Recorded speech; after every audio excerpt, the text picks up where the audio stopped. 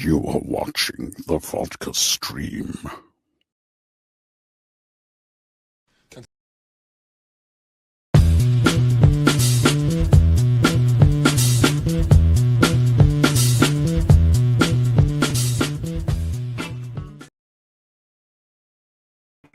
Boop. What is happening?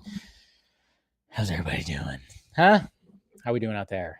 It is Friday. Welcome to Vodka Stream. Apologize, I don't have the Vodka Stream set up right now currently. But it was mainly just because of laziness. Damn that laziness. But I had a long week. I had a pretty long week, but it's okay because I got a new light. It's kind of making some coolness right there. That's right. Got a new light. What's happening? Who's out there? All right. Yeah, Mr. Sam here. Why is this? Okay, so StreamYard's being a little laggy today. What's going on? Yeah, it's definitely being laggy today. Mr. Valle, how you doing? That's right. We got Jay here. Good to see you. Happy Friday. We got Jose. What's up, buddy? How you doing? We got Droga, I can say, Lakazoo. What's up? Light it up, bro. Light it up. What's going on, Mr. Fear Jason? Good to see you. Disney Day, lame. Isn't it always lame? Everything is lame nowadays. We're so spoiled. DC Phantom was like Disney Day was like DC Phantom. Nothing new. I saw some new stuff today. See, we just build this stuff up in our brains. I'm not saying that it was all good. That's for damn sure. I think, once the panel fully gets in here after talk to Allie for a little bit, we'll go over some of this stuff. Howdy, what's going on, Stephanie? We got Mama feeling Junkie. Hi, Mom. If you're wondering, that's where the light came from. It was like a late birthday present, and I've always wanted one of these kind of lights. And it would be if I had the vodka lounge set up, I would have it in the other corner right behind there. But like I said, I was lazy to set everything up over there, so I thought, well, we'll just put it in that corner. You know me and my neon lights. Like it. What's going on, Legend? How you doing? How's it going, Mr. McKenzie? Always good to see you, buddy. Yeah. Yeah, I would say so too. Yeah, I'm doing pretty good, Captain Gator Girl. Pretty good. Yeah, just hanging in there, ready to drink some vodka, talk to some people, talk about stuff and all that. So She-Hulk. Yeah, we'll talk about that. Yeah. Stream's like, yeah, I know. Yeah, it was lagging, wasn't it? Yeah, I think it was StreamYard that was going a little nutties. It was going a little nutties. Not sure exactly what was going on with that, but hopefully we're good now. What's going on, Tyler? How you doing? 2020 almost over. Jesus Christ, I know. I mean, hey, as long as we get closer to that Batman movie, that's what I'm all about. So, yeah, that's what I'm saying. She-Hulk CGI looks bad. Hulk is forever ruined. Yeah. What's going on, Mr. Symphony? Yeah, it has been a while. Thanks for joining. Yep, definitely. Yep, got a haircut today. It was time. It's time for that haircut. So went on my lunch break. So why not? Let's see what we going on here. Okay. All right. So just checking. Had some messages right there.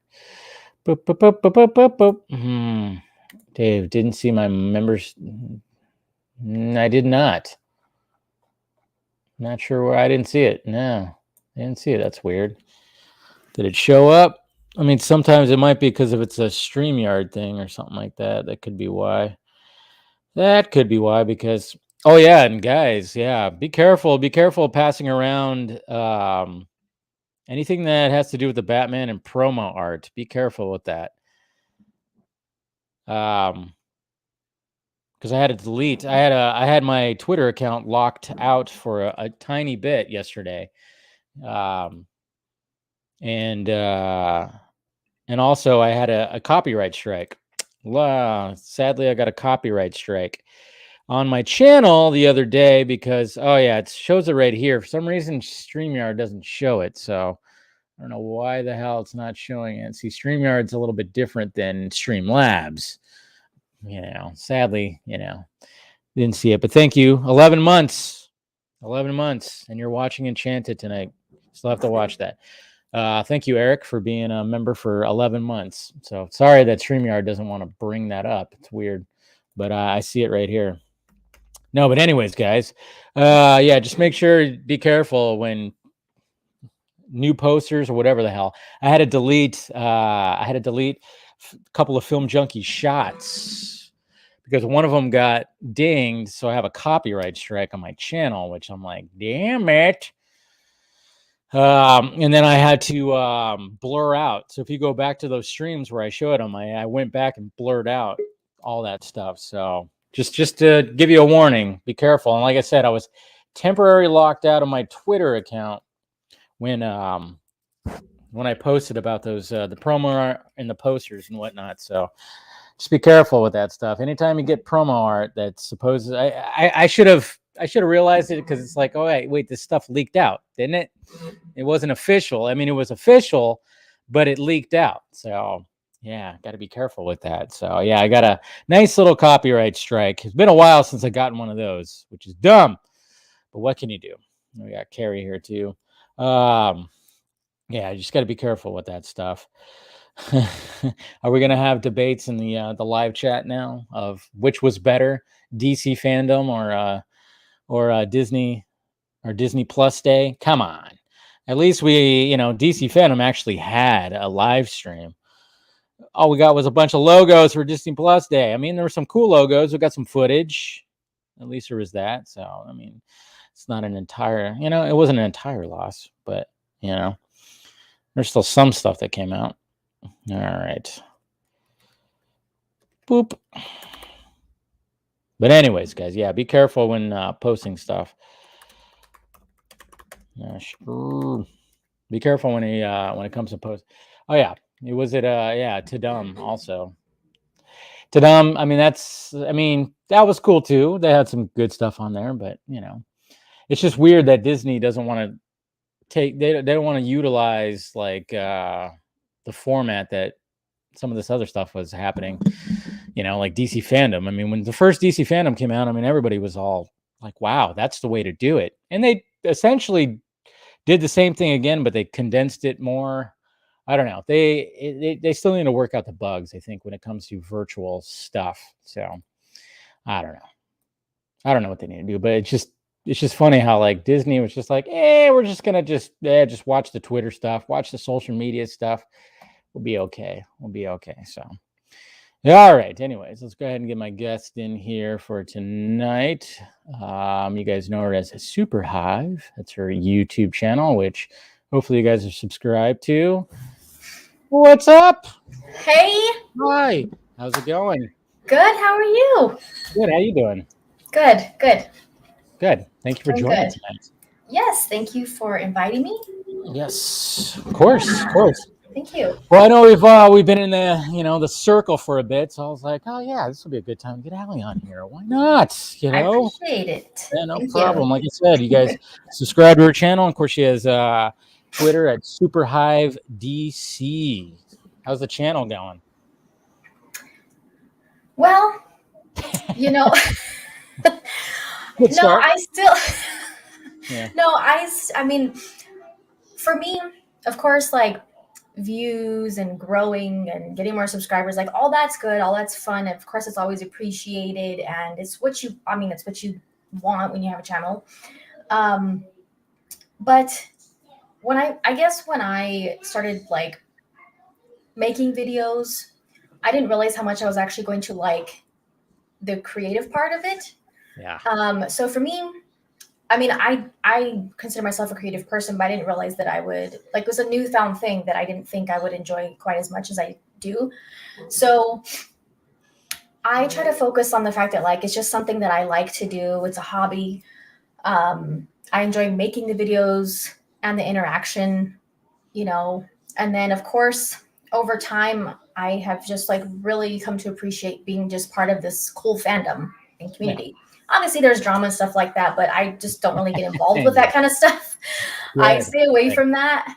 Yeah, I don't really get involved with that. So it's a good idea. I just try to stay on the positive side of it, and it's cool. I get introduced to people. What I knew about you before I started a channel. So yeah, actually, you're probably one of the first people that I remember in this little, like, this circle of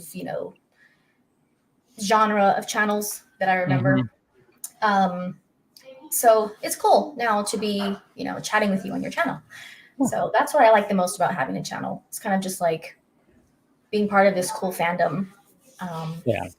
And meeting people. Yeah, people that have similar interests. Yeah. Yeah, and having a good conversation. I know. I mean, that's pretty much the way I've looked at it. Yeah.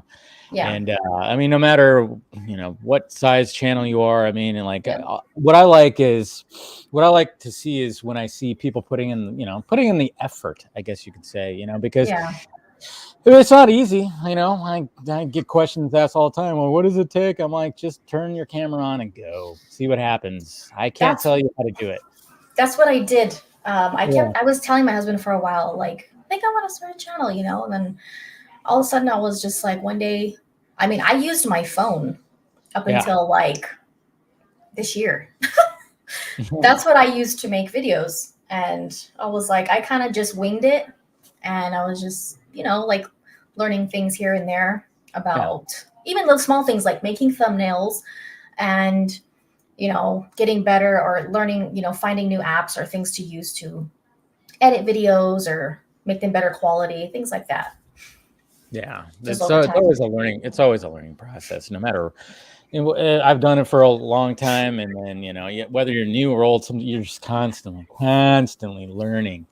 And there's even things where I'm like still going, oh yeah, I should probably start doing that, and then you go like, yeah, I've been lazy on that, and it's very easy to get lazy. Very much is, especially for because like you said, I mean, obviously this is not full-time jobs for us. Like, we got to try to make time, and then you actually you have a full-on family and stuff too, so gotta be a little difficult. I mean, sometimes there's sometimes when it can take me a while to record a video because I'm pausing a lot. And then I have to remember, what did I say before I paused. It's things like that. But I mean, I've kind of gotten used to that part of it. So, it's easier than, when I started, I haven't done live streams in a while on my channel, but that's super nerve-wracking when it's my own. And, the kids, I mean, I know people don't really mind.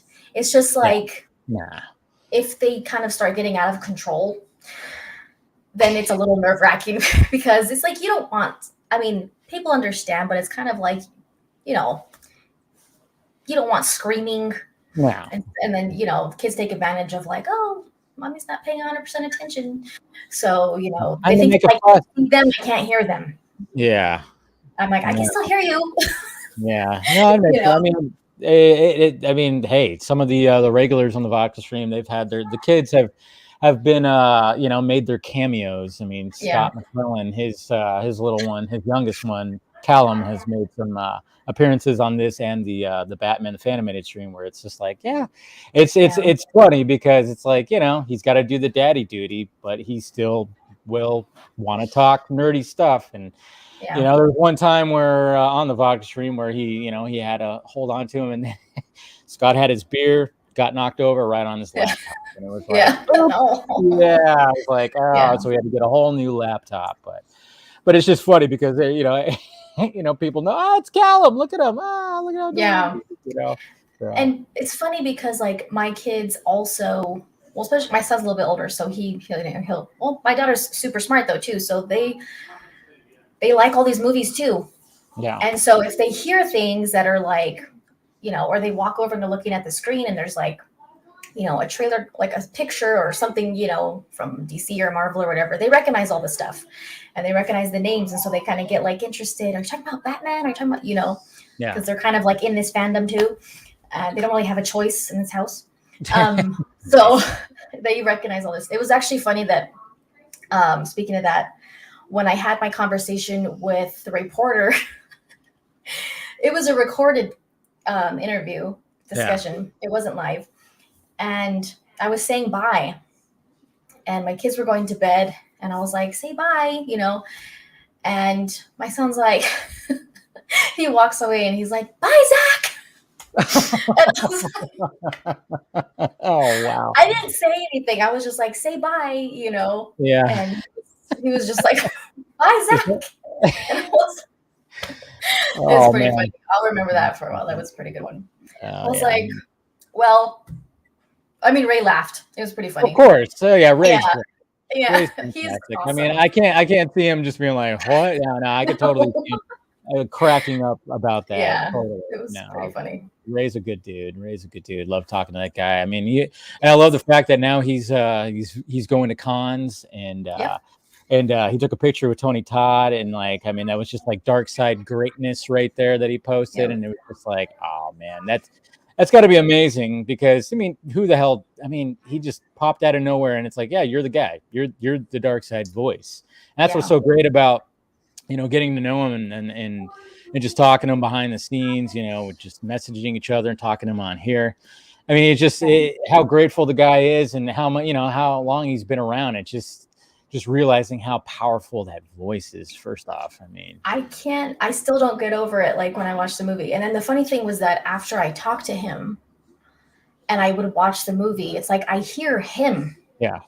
You know, I like, okay, obviously this amazing voice comes out, but after talking to him, I mean, we've heard him talk and I've seen him, you know, I would see him on other channels and stuff like that. But when I talked to him personally, it was hard not to hear just his regular voice. When I watched the movie, and I'm like, it's so weird. Like I just hear him under all this like huge, strong. I still love that voice so much. It's just crazy. But yeah, and it's pretty cool that they didn't. You know, that's the cool thing about it though, is that it sounds like him. Yeah. And I remember him telling me that is that when he first heard it, he was like, that really sounds like what I did. That sounds like me. It doesn't just sound like all this altered, you know, fake voice. Like it sounds like myself. Yeah. I mean, to me, it sounds like they added just a little bit of something just to give it that oomph, but mainly I would say that it's like 90% him. And I mean, I think that's what Zach really, when he was trying to figure out, okay, who's going to be Darkseid? I mean, obviously, studio would want a name. They would definitely want a name. I mean, if you go on the other side, I mean, obviously, you know, their Thanos at first was just some random person who was dressed up and then all of a sudden they were like, well, now we're going to get Josh Brolin, and nothing wrong with that. I even watched Infinity War. I was watching it today because I wanted to see it in the IMAX enhanced. And I'm like, Brolin nailed it. Sure. But at the same time, it's just, but I mean, but when it comes to Darkseid, freaking Ray Porter nailed it. And there's just like a different expectation. Yeah. I think the first thing you think of when you're like, okay, there's going to be a live action Darkseid, the first thing you think of is, what is he going to sound like? You know, who's going to do the voice? And when we found out that, like, okay, there was a Darkseid in Zach's movie, it's just like, oh my God, who was it? And you would expect, I guess, like a name that's instantly recognizable, but I was like, I have a thing for voices. And so, like, I was really interested to hear that. And I remember hearing it in the first teaser when they were dropping the character teasers, and I was like, holy shit. All of us felt that. No, I mean, that's one of the great things about Zach. He's not about, hey, you know, in the, you know, past year or so, just even talking to the guy, I mean, he's just all about what's going to be the best for this character. And one thing that he brought up to me at one time was, well, look at the cast. He goes, look at the cast, like, because this was before it was revealed that Wayne T. Carr was his Jon Stewart, you know, and a lot of people are going like, oh, it's got to be some kind of, you know, there's somebody that we know. Is it Trevante Rhodes? Who is it? And I remember when I found out about it, I'm like, no one's gonna guess this. I mean, this is a guy that nobody really knows. But you know, what he brought up was like, well, look at the cast. Who was known before they were cast? Only Ben Affleck. That was the only one. Nobody really. Henry Cavill was, you know, he was in other stuff, but it was just two cats and Superman because he saw, oh yeah, this guy's Superman. You know, when it came to Gal, she was like, oh yeah, she was in the Fast and Furious franchise, sure, but she wasn't like a household name or anything like that. Now she is. You know, Yeah. Jason Momoa, same thing. I mean, he was like, all right, how am I going to approach Aquaman? Well, instead of making it the pretty blonde hair, blue eyed surfer dude, I'm going to make this, I'm going to take this guy who's from Hawaii and who looks like a fucking rock star. And we're going to make him, and then even same thing with Ray Fisher. It's like, oh, this is a theater actor that I'm going to bring in because he's just going to nail it. And it all worked, obviously. Yeah. And the He same has thing an eye. He does. He has an eye for cats. He has such an eye. I know. That's what I told my husband before talking about it, and I was like, Ezra Miller too. Yeah, who knew who he was? I was like, I remember my husband freaking out, like he's pissed when we found out who was going to be the Flash. He was like, "Who is this guy? And what? He doesn't look like anything like the Flash. And he has long hair." Like he was going off, and I was like, "Calm down. Just wait. Like we haven't seen anything. Like, But Gal Gadot, and I didn't really remember her from Fast and Furious. Well, I can't remember half those movies because there's so many of them. So I didn't remember her instantly. But I was just like, Ben Affleck was the only one that would, and even people were complaining about him being cast. And I'm like, at first I was like, I'm not sure about this. I remember, I made a video about it. It just took me a little bit because it just threw me off because I had my picks, and what was funny is Joe Manganiello was my top pick for Batman, which was funny. I was like, that's cool. And then of course he ended up, I just thought, that guy, look at him. I mean, he's big, he's huge. I think he could do it. And he's not like a big, huge name or anything like that. And I was like, I thought he'd be perfect. And then it was just kind of funny how he got cast as Deathstroke. And I'm like, well, there you go. Which was also a perfect pick too. Oh, I know. Exactly. Another one. Thank you, Zay, for let's see. Oh yeah. Got the black suit soups and for $7. So there you go. Yeah, they're all over the place now. The Zack Snyder's Justice League Funko Pops. Yeah, I see them all over now. So, but now we got the grayed out versions that are coming in. So that's pretty cool. But cool. Zack just has a knack for that, and when he sees something in you, I mean, he definitely does. By the way, what are you drinking? Are you drinking anything with a little bit of something, or is it just? Yeah, it's a vodka with orange juice. There you go. Bring in the vodka. Well, cheers. I stopped on the way home and got some. I was like, I gotta have something. Nothing wrong with that. So, when did you start your channel? Actually, it was weird. It was funny timing because it was like this summer before Justice League came out in theaters. So that's when it was all the hype, like trailers. I really started doing trailer reactions, and everything was, being hyped up. It was already, I believe, Zach was already gone. Yeah. So we had the trailers with reshoot footage and stuff like that. But obviously back then I was like vouching for, I was like, this is Zach's movie, we all were. Based on the trailer. Yeah, exactly. Based on the trailers. So, and then of course, after the movie came out, there was plenty to talk about. So that's what a lot of I was talking about. And especially once little things started coming out here and there about what was in the movie. But then I was just like, remembering all the trailers after I watched it. And I was like, where was this? And where was that? And what about? So that's when I started my channel. And it just, there was kind of a gap at one point when there was a lot of changes going on in our life. We were building a house and I was working and all this stuff. I was really busy. I just did not have time for the channel for a while. And I'd kind of make videos sporadically.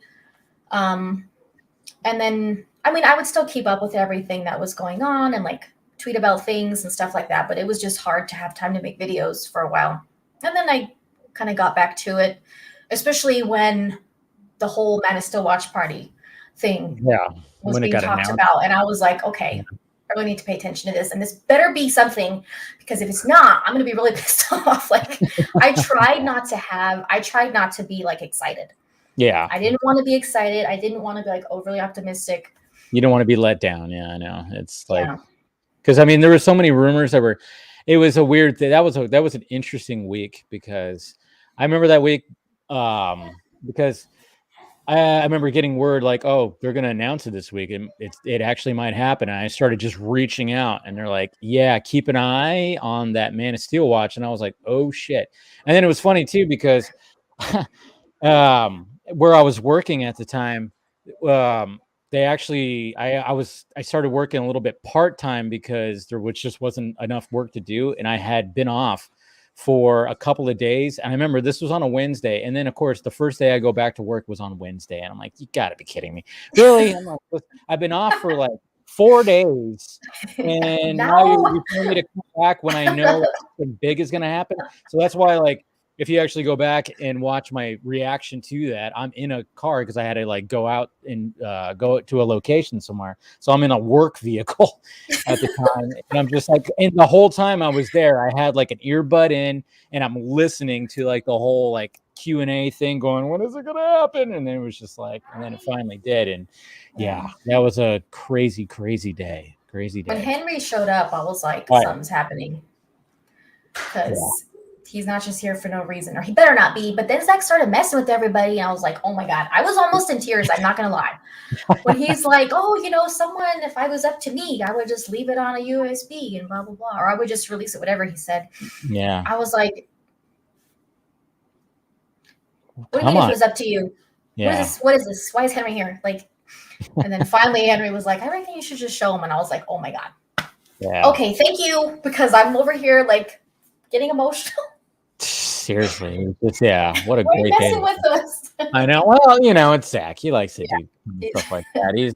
He wanted to have fun with it. I mean, I'm sure like inside his heart was pounding. Yes. I mean, I can only imagine like just like, you know, especially, you know, him and Deborah are right there and they know what they're going to be doing. I mean, I'm sure like the whole time, as much as he was enjoying rewatching Man of Steel and doing some commentary, the whole time he was just like, oh, hey, and speaking of, I don't know if this I'm thinking this is the real Ray Porter. What's up, sir? I'm pretty sure that is, maybe. I don't know. It's always hard to asking him that. Yeah, so I'm pretty sure. What's going on, Ray? Because sometimes you just never know. You know, people are always with fake accounts and whatnot. I'm pretty sure that Ray drops by every now and again. And and we love seeing him. We love seeing Ray. Yeah, can't wait to get him back. We actually have one of the things that I want to do with Ray is a little bit ago, I think it was Amanda Colbert who said like there's a dark side drink that I think me and him are gonna like, you know, I want to like get in touch with him and be like, get these ingredients and see who's good. It's always got to verify. But and I want to have like that dark side drink, and I think that'd be cool. We'll do something like that. Yeah. So I'll get Ray on here soon and we'll do that, Ray. So you're a celebrity now, Ray. Just saying, you know. You are. But it was a fantastic day. It was just like, wow, this thing's actually going to be coming out. And then then congratulations, Ray, for you and Tony Todd. That was an epic picture. Yeah, it's pretty cool. Yeah, very awesome. Just some awesome dark sideness right there. But anyways, it was a great day, and I remember just going, man, this thing is finally coming out, and then even just going back to your channel. I mean, so you were doing like reaction videos. You even did some with your kids too, right? You incorporated in the beginning, yeah. Oh no, yeah, there were some recent ones too. I did. Yeah. Not too long ago, I remember doing a Wonder Woman with the opening scene because my daughter was really into that scene, and. Yeah, so sometimes I would, and my son is just like, he loves Superman. Yeah. Well, Batman too. I mean, he loves all of them, Flash, but like Superman, Man of Steel, he really, he loves that movie. Good. He gets his cape, and first flight scene it's like, pause, you know, I gotta go get my cape. I remember posting a video a while back on Twitter of him he copies the scene and I remember that. He has his cape and everything. Yeah. It's always cool when you see like kids just resonate with this stuff, you know? I mean, as adult as some of it is, you know, and even Zach says, it's mainly for the adults, but what always gets passed around on Twitter is like this kid who's watching the first flight scene. Yeah. You know And he's exactly what small. I'm talking about. Yeah. And Yeah. he's like, what, 2 or 3, something like that. And He's small. he's just watching, and he's He's raising his locked in. arms, Yeah. and he's just like, oh, and it's just, I always stop and watch that video anytime it shows up on my timeline, which it shows up every couple of months. It's always just a reminder of like, yeah, even though like, these might have a lot more adult themes, man, some of these kids are loving this shit. And it's like, Yeah, and he recognizes the music. Mhm. Like if he he loves the music. And Zack Snyder's Justice League, it's long, and yes, there are adult things in it. Yeah. But we know the parts to mute or parts to like, okay, Yeah. look away for a second or something. But he's, he'll watch it the whole 4 hours. It's like, That's he's awesome. not, yeah. And That's he'll remind me like, they're going to say a bad word, like mute it. Because the first time we watched it, we didn't know when, except for the Batman one. The Batman one was the only one we were prepared for, the F-bomb. The other ones, I was like, oh, sorry. Okay. Don't say that, but so you can't catch them all. When they're, during the terrorist attack and stuff, we're kind of like, okay, this is a little graphic. Don't look. But my daughter loves the Amazons and Wonder Woman, and, we have no fear. Like, she loves that whole thing. So it's cool that they're, when people say like it's not, his stuff's not inspirational, or it's like, it's totally wrong. Very much is. Totally is. Yeah. And there's just some people that just for some reason just go like, no, that's wrong. It's not my Superman or my Batman or whatever the hell, it's just, it's annoying. It's annoying. Yeah. But something with your channel that you started doing too is you started showing like, hey, workouts and exercises and stuff like that. What made you decide to start doing that? Well, I've been sharing videos like that on my Instagram for a while now. My Instagram, it's mostly just personal use. So I started with the YouTube Shorts format. I just thought I would kind of use that as a way to like, hey, there's another part of my life, that I would kind of use that format for, to kind of take advantage of that, and also share them on the channel too. So, that's what, I was just like, oh, that's it's kind of similar to like, Instagram stories or whatever, short little bites of videos. And I was going to I was like, oh, I can I was going to like break down workouts and oh my God, those videos took forever to make. So I was like, forget it. Yeah. No, I'm using the shorts format because breaking down and talking about it and editing it so it lines up. No, it was way too long of a process. So I was like, I'm just going to use the shorts format, and I'll do that. Good idea. I'm still trying to figure out YouTube Shorts a little bit. It's interesting. I know it's like, it's supposed to be like less than a minute long video. Yeah. It's kind of like, I guess you could compare it to like Reels on Instagram or something like that. They're kind of just like, sorry, I have a hair. Keep reaching my eye. I can't find it. So it's kind of like that. Just like short videos. And it just seems like all the social media apps are trying to like emulate each other. The same thing. Yeah. I'm like, all right, we have TikTok. Yeah. I don't use TikTok. So. Yeah, I know. I started using it just, because I clip out my shows for the channel, and then I clip them out even shorter for TikTok. And I'm like, all right, might as well just do that and try to utilize that space, which I was fine with. Yeah. But then of course we have YouTube Shorts, and I'm like, all right, so how does this work? And I'm still trying to figure it out. I posted a couple of things, but then it's like, I don't know. It's just still weird to me because, sometimes I'll have like a little sketch or something on one of my shows that's less than a minute. So I'm like, all right, so how do I make that a YouTube short? Because apparently, according to what I've seen, is they're really trying to push it. So a lot of people have reported that you do a lot of YouTube shorts, you get more traffic to your channel. And it's just like, really? Oh, that's interesting. All right. Give it a shot. Yeah, the weird thing that I've noticed about them is like sometimes some will kind of just take off and they'll get like a lot of views. Mm-hmm. And then some are not like that. And I use the same tags, the same hashtag, all of that. So I think it kind of is just like, you know, kind of similar to like stories and stuff like that on Instagram. They're kind of just like ones you scroll through, and they're in a different format and everything. Yeah, you have to put the So- hashtag shorts or something like that, so then it makes sure that it's apparently, I don't know. That's what I heard. do. Yeah. Just, I mean, it's kind of similar to like, well, I've noticed if I start putting hashtags in, it'll bring up like how many videos are kind of in that category. Gotcha. Yeah. And yeah. so you can see if it like what works good for that video. Okay, what category does this video fit in with, and if it'll show up or whatever. But I mean, since I wanted to start sharing my fitness videos on my channel, I thought that was just kind of an easier way.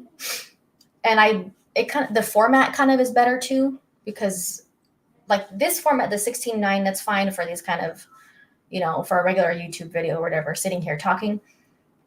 But I guess seeing the vertical format, it works out a little bit better since I record them on my phone and stuff like that. It's easier. It's short. I could see that. And then zing for Ray right here. You're wearing YouTube. Yes, I am wearing shorts. He's noticing. And as you know, Ray, it is still pretty warm over here in Southern California. It was like almost 90 degrees today. I'm like, it's November. What the hell? I swear I'm ready for this heat to go. Where are you located at, by the way? Texas. So you're in Texas. Yeah. I'm on the border. Okay. Of?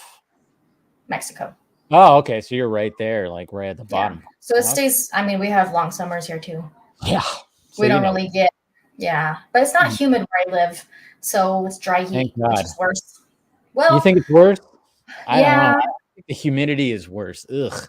I guess it depends how bad. I don't know. I guess it depends if you're constantly in the humid, how bad it is. Like Florida humidity is pretty ridiculous. Yeah.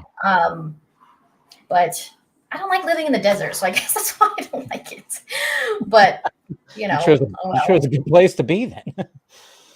I didn't have a choice. Yeah, so. I get it. But I just came back from Mexico, so that was nice. Yeah. Nice. Yeah, I was on vacation for a week, so. Oh yeah. Yeah. Yes. Took the family down there. This is where I belong. Yeah. Yeah. We were in Cancun, so we're like. Oh wow. Damn. Yeah, it was our second time. It's. Yeah. Beautiful. Yes. My husband and I went last year for our anniversary week without the kids. We went by ourselves, and we were like, just send them. We'll just stay here. Like, just send them here so we can stay. We don't want to go back. And then this year we decided to take them with us. Nice. And not as fun. It was still a lot of fun. It's a little bit more tiring, I guess. Like, you just need a little bit more energy to get, because they're wiped out. They're like exhausted. They can't function because they're so tired. And so, but it just goes by way too fast. That's the only problem. Yeah, vacation usually do that. Yeah. So back to the channel. I mean, like, so you started doing the workout vids, and you know that's cool. How much? Oh, by the way, how much can you squat now? You're getting pretty good at that. I haven't. Yeah. I guess it's been a while since I like maxed out, I guess you would say. But close to where, like when I start getting to where, okay, I know this is close to like my limit. I would say around 205 to 215 ish. Pretty good. Yeah. I know, when it comes to maxing out, I mean, I don't even. It's maxing out is a weird thing because it's like you could really hurt yourself, and it's like, cool, you can see how much, but it's like, you have to listen to yourself. Yeah, exactly. You can't ego lift, like that's not a good thing to do. No, it's always like, how much can you bench? And it's just like, I don't know, I would do that, man. I'd have like 40-pound dumbbells, and I do like a little. I'm like, I'm not sitting there doing. I work out at home. I'm not going to the gym or anything like that. But I mean, it's always like still effective. Exactly. No, still super effective. Yeah, I know. I like my routine is just waking up, drink a cup of coffee as I'm like preparing stuff, and then I just and then I just go right at it, and just that helps me like wake up, and even like in the middle of the day, I'll just be like, just drop down and do something. I don't know. I don't know. Yeah. I mean, like fitness is, especially nowadays, you gotta get it in, at least, Yeah. Yeah. It always helps out, and it helps out with your energy and then with everything else and stuff. But when it comes to like full on powerlifting, it's been a while since I've done that. So when I've seen your videos, I'm like, geez, I haven't done that in a while. I haven't done one of those, full on squats in a while. Yeah. It's something that I didn't think I would like. Yeah. Like I've always hated exercise. Like I hated PE in school. Like I only took 1 year of PE in high school because that was the minimum requirement. I was like, I hated stuff like that. Like sports, athletic, that was not me at all. Mm-hmm. Mm-hmm. And, so I was like, it's surprised myself with, getting into lifting and, trying to like enjoying getting stronger and stuff like that. It's cool to kind of realize like, hey, this is something I didn't know I would eventually like. Took a while to kind of enjoy it more. Mm-hmm. But it's cool when you actually, I guess, when you start actually noticing progress, depending on what you're working towards or what you like to focus on. If you want to lose weight, if you want to look cut and lean, or if you just want to focus on strength, depending on what you're working towards, it's cool to see progress. And I guess that's kind of what I was like, hey, this is kind of cool. Like feeling strong is cool. Yeah, no, it is a good feeling. Yeah. Yeah.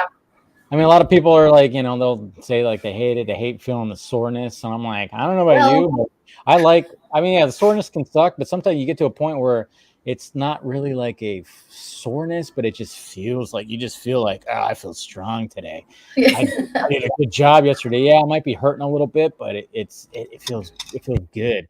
My shirt is going to fit a lot snugger today, it feels like, or something like that. Yeah. Like when you start seeing the progress and you get into that groove, that's where that's where I try to tell people. I'm like, just give it some time. It's not gonna, it's gonna suck at first. It really is gonna suck, but you just get to a point where it just becomes your routine, and it comes to the point where you're literally making time for it. You're like, wait, I gotta do this. I gotta schedule. It's not just one of those, oh yeah, I gotta work out. No, it's like, no, I have to work out doing this. What can I sacrifice to achieve that?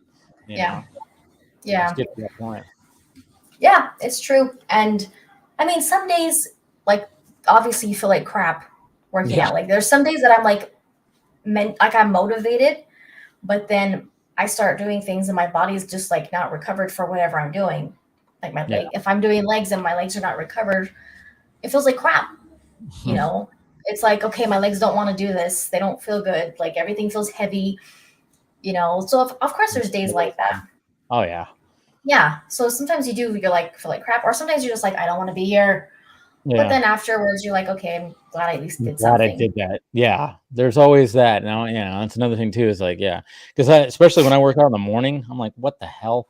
Sometimes I'm like, I waking up and I'm like, what am I even thinking right now? And then I just do it. And then I go, okay, I'm satisfied. I'm glad I actually did that, because now I'm more warmed up and I'm more ready to just like get going today, as opposed to just being just super sluggish like I was at one point, so. Yeah, for sure. And I love food. So I'm like, I can't be on a diet. So I'm like, our main thing right now is like, we've been trying to just eat at home more. Yeah. That's a big. It doesn't have to be like, okay, chicken, rice, and broccoli every day. No, it's just like trying not to eat out so much, because it's super easy to get in that habit. And unless you love to cook, which I don't. So, I wish I did, but I don't. So we're trying to just like weekends, like, and then it's enjoyable. Like it's super enjoyable because you're like been waiting all week. And it's like, okay. Yeah, that's why I try to look at it. It's like, because usually on Saturdays, I'm like, all right, that's when I'm just gonna eat whatever the fuck I want. And Yeah. all week I'm just like, I say try to stick to the veggies and protein, and then and then I get to the weekend, I'm like, all right, bring on pizza. I want, Yeah. just anything. And but I look at it as like you enjoy it a little bit more, I think, when you do that, because if you're doing that every day, you just kind of go like, this Yeah. again. But if you Yeah. actually make it where it's like you stay within like, all right, I'm just gonna eat what I need to eat, I'm just, just whatever gets me through the day. And then yeah, and then just make sure it's like like a good balance of this. And then weekend it's just like, all right, bring it on. What are we eating? Where are we going? Let's do this, and it's just Yeah. it's like a reward. It's like, this is my Yep. hard work for the week. Now I'm eating a whole pizza. Yeah. And I mean, I'm not the kind of person that's like focused on the scale and like Good. counting macros. And I mean, for people that have that discipline, that's good for them, because I do not. Like, I don't weigh food, I don't count calories, macros, I don't do all that. I do drink protein, Yeah. so that way it helps you, helps you recover more. And I do want to gain some muscle and get stronger, stuff like that, so I need that. But I don't like do all that other, weighing food and all that kind of other stuff. But I've always loved food. I have a big appetite, so I'm just like, the way I want bread. Yeah. I'm like, I want carbs, please. Like, yeah, you got to balance those out. Yeah, and you have to look at it as like, okay, carbs are energy. I need energy, especially to work out. Like, especially on days that we kill legs and lower body. Sometimes we'll kind of eat out on those days, or try to keep it to where it's like, rice and stuff like that, because I can't kill my lower body and my back and then like eat a piece of fish. Like, I can't do that. Yeah. It's not gonna work. So you gotta like have to where if you're super strict, you're not gonna be able to maintain that, because you're gonna be miserable. You have to have some kind of like moderation and things that you enjoy more, or stuff that's a little bit more guilt. Your guilty pleasures. Back to what you said, listen to your body. I mean, there's times where it's like, I mainly try to do like a keto type where it's like protein and veggies, but then I'll get to a point like in the middle of the week or where I'm just like, my body's going, bread, get some kind of bread in you. I'm like, okay, let's go get a sandwich. All right, we'll get a sandwich. Is that going to be okay, that hit the spot. I'm like, yes. Yeah. Because like you said, I remember even talking to Richard Citrone when I was asking about his regimen, because I mean, Jesus Christ, guy's in great shape, being a stunt man, and he's in his mid 50s, and then he got ripped for Army of the Dead. And he brought up a good point too. Even talking with other people too. I think it was Audie Rodriguez, who cosplayer. She even said that too, because she got really into all that. It's like, first off, listen to your body, but then it's like, you could totally eliminate the whole carbs thing, but at the same time, it's like he went, well, if I was going to have like a day the next day that I knew was going to be very physical, I'm going to eat some breads and some all that. So I'm like, and sometimes you just got to prepare the night before, And then of course I talked to somebody like Frank Grillo, who's like, I barely eat. And I'm like, whatever. But then at the same time, I'm like, I could see, I mean, look at the guy is freaking ripped, and it just depends. Not every diet's gonna work for everybody. That's the main thing. Yeah, like, that's another thing. Pick something that's gonna suit you, where you don't feel like you're hungry all the time, and it might take a while. I mean, there was times where I was like, what should I do this? Should I fast this long? How long should I? It's a lot of things. And then speaking of somebody who's really in shape here, we got Mr. Anthony showing. Hey! What's going on? Yes. What up? What's Thank you man? for joining. We're just talking about diets and exercise. You may know something a little bit or about lack that. of diets. Yeah. I don't. We see the gym selfies. Come on, don't lie. Do what? We see the gym selfies. Yeah, I take them too. I took them today. So. It does get increasingly harder to the drugs and ACS is everywhere. No, it kind of gets increasing. I'm 44 years old for anybody who doesn't know, and yeah, the dieting thing.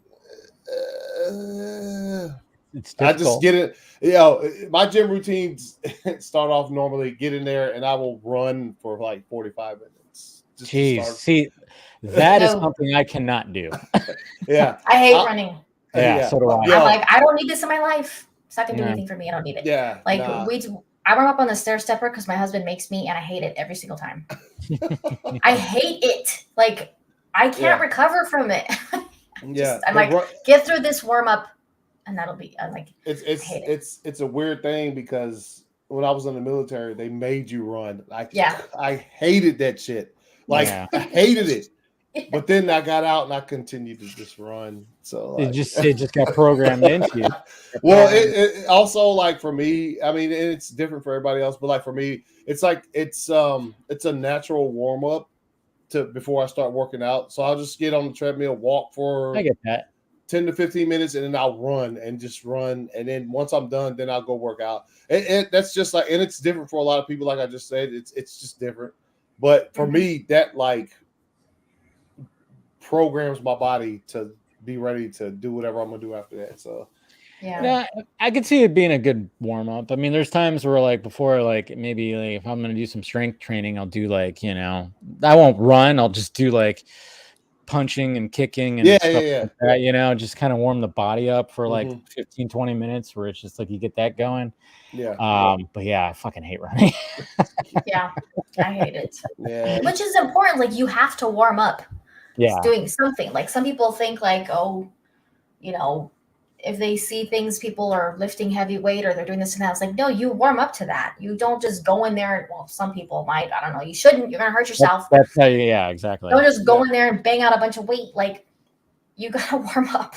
And even if you don't like days that I'm like not as well warmed up and I kind of jump into like I feel it. I don't feel like as good. Like I feel like okay, I need to warm up a little bit more. Yeah. You don't feel as great. No, not at all. So Anthony, you don't have like a diet that you stick to. You're just kind of like no. Yeah. The last time I did really hardcore diet, I did the car and it I did a what's the name of it? I can't remember. Paleo, keto. Yeah, keto. Yeah, I did the keto like 3 years ago. Like I call it the hardcore keto because like with a keto diet, it's literally just like it's low carbs, zero sugar, and just like high fats or whatever. Yeah, you can cheese and all that stuff. Yeah. And I did it like hardcore because like depending on your goals, which you know what I mean, like what you're trying to accomplish, you can have a certain set amount of carbs. I just didn't take in any for like 3 months. Yeah, I lost like 40 pounds. I lost like 40 pounds. No, like, I mean, yeah, it'll work. Yeah. And I was just like literally eating bacon and eggs for breakfast and lunch for like 2-3 months. Like as awesome as it is, you get tired of it. Yeah. Yeah. And I need potatoes. I need pasta. I need bread. Yeah. I have to have those. I'm sorry. Yeah. That's the big part of it. And I remember I set myself some goals. I was like, when I lose 10 pounds, I'll do a cheat day. Well, then once I got there, I was like, no. If I lose 15 pounds, I'll do a cheat day. And I just like kept building down to when I literally, when I was like, lost like 30 pounds, I finally ate some pizza for the first time in like 3 months. I was like, destroyed the pizza, by the way. Destroyed. I'm sure. Yeah, I'm sure. Yeah. No, that's the keto diet is, it's hard. It's hard. And I feel y'all because any attempt I have to try to replicate what I did, I have to have like a Subway sandwich. I gotta have some, you know what I'm saying? Like I gotta have some kind of bread, some French fries or some shit. Yeah, but it just So at this point in time, I'm like, I don't play sports. I'm not a bodybuilder or anything like that. So like at this point in time, it's just like, let me prolong my life for 5 years, maybe. Yeah, like so I'll go to the gym and I'll literally eat like a shit ton of bad shit, and then I'll just go run for 30 minutes. Shit ton of bad shit. I love that. You know what I mean? Like that's where I'm at now. You know what I mean? So it's yeah, because it's dieting is incredible. That shit's it's so hard that it's just like because there like y'all been saying that there are foods that are just delicious. You know what I mean? And so like it's so hard to just like cut certain shit out for like an extended period of time. And like I said, the last time I did it was like 3 years ago, literally, and that shit was hard. Yeah. It was super hard. Nah, yeah, you gotta. It's just got to be a balance, and you have to allow those cheat days, really. Because I mean, Dwayne Johnson. Look at him. Like his cheat days are insane. Like when you see like what he posts, he's all, I'm just chilling on a Sunday, sipping a tequila, which is just for tequila. Yeah. I'm gonna eat a whole pizza, 7 pancakes, and a plate full of chocolate chip cookies. It's like, what the fuck, dude? Seriously? Like, how are you? What the hell? That is insane. With him, it's so weird because have all of y'all seen Red Notice yet?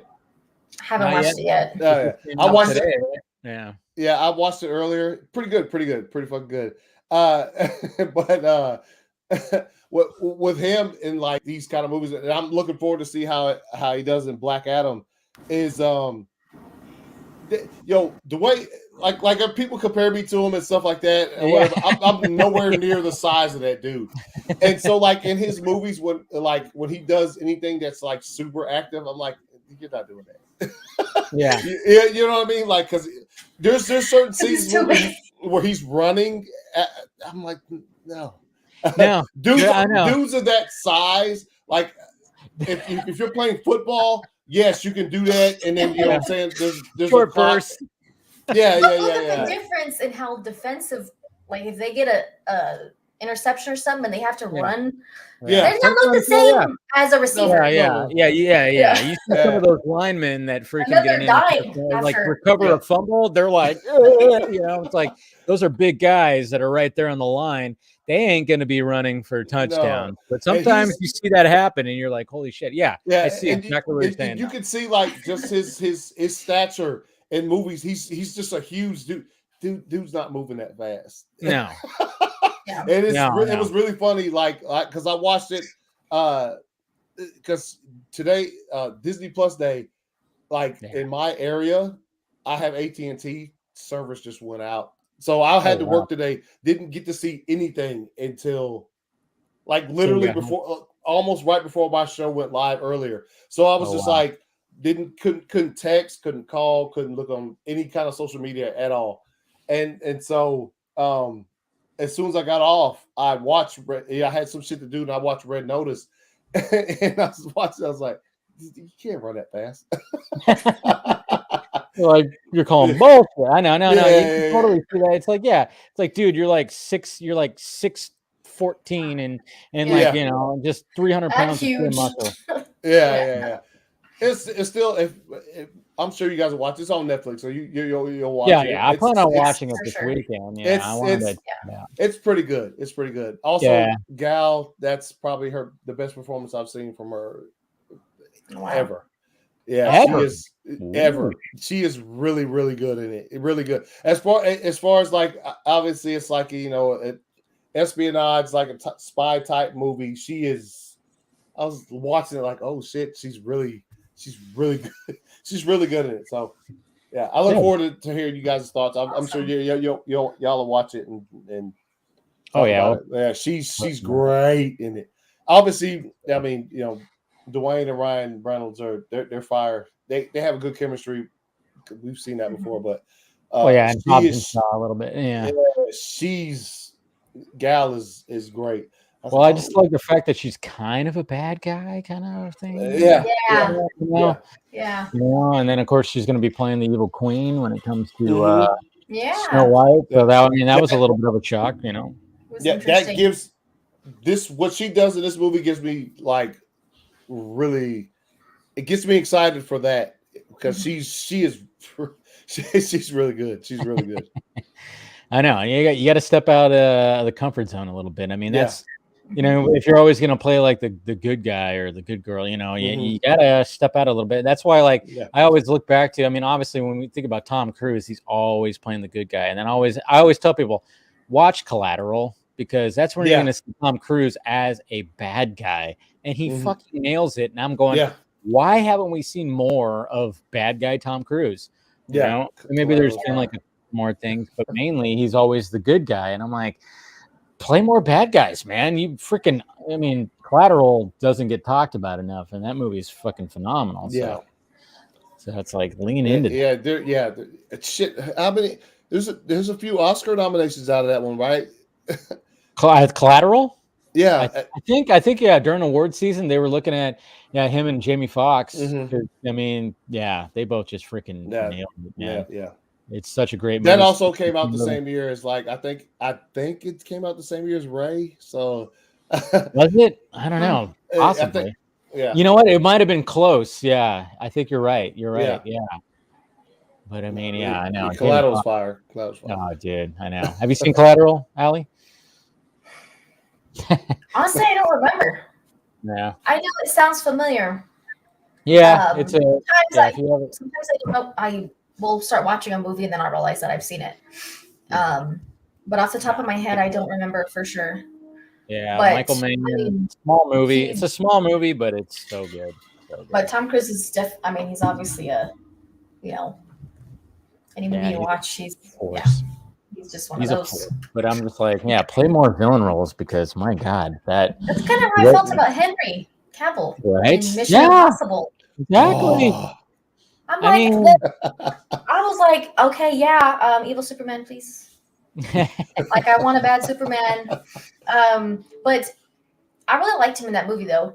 But I mean, I was like, at first I couldn't tell. I was like, is he bad or not? Yeah. It was like he was playing both sides. He was playing both sides. But then when he turned out, I was like, okay, I like it. So he's the bad guy. No, it's like. I mean, even like everybody wants him to play James Bond. They talk about that, but then he was like, "Well, yeah, I'm open for it, but I'm also open to play a villain." And I'm like, "That would be better." That would be better. That it's too obvious for him to play James Bond. Have him play a villain instead. I'd rather see that, not him as Bond, because it's just too obvious. It's just too obvious. It's like, we get it. He'd be perfect for it, but throw that out. Have him play a Bond villain instead. He's already got.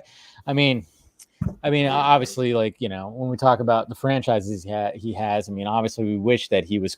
Who knows what his status is when it comes to Superman? But I mean, at least he has The Witcher, at least. But hopefully, we get to see more Superman. But we shall see. I mean, I guess the positive thing, if he ended up playing James Bond, that he would be he would have several movies you get to see him. Yeah. If he's a villain, he's most likely going to die. True. So it's kind of like if he's willing to get killed off in a movie, or if they want to do that with him. But like, I didn't know that Christopher McQuarrie said he got like a lot of pushback from fans on social media for killing his character. And I didn't know that people were mad about that. He caught a smooth hook, like a steel hook to the face. Because people were asking him, could he return? And he's like, well, and I could. Nobody really dies. I could bring him in. Yeah. But especially Mission Impossible, it's like, well, was that a guy who was wearing Henry Cavill mask? Anything happens in those movies. Yeah. Nothing's realistic, so it's okay. But it's like, come on, he's done. It's fine. Yeah. I mean, I like. Yeah, and a helicopter, and he's fucking dead. I mean, come on. There's no way. I mean, it's okay. I mean, but at the same time, you got Matthew Vaughn, who has a new spy movie that's going to come out that has Cavill starring. So there you go. I mean, there's just, I don't know. Henry's killing it right now, but Warner Brothers is like, you can have him. Superman, what? We're doing other Superman, and we're like, we want this one too, though. Can we have them? I mean, jeez. I think that's what was very I talked about this earlier. It's just like his article in the Hollywood Reporter was very satisfying about what he said about playing Superman. It's just like if he never plays him again, it's not his fault. No, he literally said, I want to come back and do it, but you know what I'm saying. So we can look back on this in 4 or 5 years, maybe, you know, they recast Superman or whatever Warner Brothers does, and you could always say, at least we know that our probably our favorite on this on just this panel, our favorite Superman is Henry Cavill. As far as playing him, he wanted to come back. They didn't take advantage of that, so like it's not his fault. So we, you know what I mean? Like that was satisfying to say that, you know, just look at it and say, yes, he wants to come back. They didn't. So if he doesn't ever get to do it again, it wasn't Henry Cavill that prevented that from happening. Yeah. So that's the biggest takeaway I had from his that article that was in the Hollywood Reporter. It's just that he's down for whatever, and they probably just aren't. So, and he always answers the same. Like he's never gonna get away from Superman questions, no matter what, unless there's like a hard, clear cut, like even if there is like a hard, clear cut yes or no thing about him being Superman again, he's probably still not ever gonna escape questions about being Superman again. But he always answers the same. He's always like, yes, I want to do it again. Yes, there's more storytelling I want to do. I love playing the character. The cape's always in the closet. Even with all the stuff he has lined up and probably more stuff he's going to get. Yeah. He still never says like, oh, I don't know how it's going to fit in. I just don't know. Like, it's never a vague answer. It's always just like, yes, I still want to play Superman. You know, like, hello, I'm here. Like, well, that role like changed his life. I mean, Zach changed his life. Or like, I mean, and I love the fact that, you know, even when he said like the first time he put on the costume and he said like, am I fat in this? I mean, it's like Henry Cavill literally said that. Am I fat in this? Like, you know, it's just kind of funny how that was like initial reaction. Cause I'm sure, of course you're wearing something tight and, you know, I mean, you look at Cavill when he was a kid. He was husky. He was a husky kid. Yep. You know, so I could see why he probably still had that. Yeah. It's also not surprising that he said that, considering the suit that he put on was in front of Zach, which was it was it wasn't a custom made suit to hit like his body or whatever. Because like if you watch like the Man of Steel. The original Man of Steel Blu-ray, like the special features where they created the suit or whatever, like that stuff gets molded to your body. So obviously what he put on was not somebody else. Yeah. So I understand his thoughts. And it's funny too, because like when you see that and you see like, because there's another shot that Zach took where he's just sitting in the chair. Yeah. It's like, dude, he looks small. He looks small. He's thin. Yes, he is. Immortals. He's he's coming from Immortals. Yeah, exactly. And then you watch Man of Steel, and you're like, Jesus Christ, what the hell did this guy take? And then BVS, and you're like, what the? Yeah. Okay. And then The Witcher, you're like, how are you keeping? Like, Jesus Christ. That's especially with these movies, and I think that the thing for me, it started with the Man of Steel like special features. It was just like, yo, let me watch this training regiment. Like, like what are they doing? And with Man of Steel, there's a huge one. It's like, it's not really long. Maybe I think it's like 15-20 minutes, but it's just where he was dude from Jim Jones, and they were just talking about the training. You see Michael Shannon training. You see Feora, the actress, training for that. And so like it's a really good like train. And you see like Henry like doing pull-ups, like try, you know what I mean, in between takes. Yeah. So that's always the thing. Yeah. It's always a thing. I mean, What was funny to me about that scene is that he looks bigger to me in that scene than he does in the other parts of the movie sometimes. I don't know if he just had a pump or if it's the ankle or if they shot it at the I don't know when, but he looks bigger. When he gets out of the water, and he's like, that's the one. He is like, I mean, he had to like, there was some weights that he just got a big pump because he looked No, he looks bigger. He He does. looks Yo, insane like that. Zach scene. said something about that.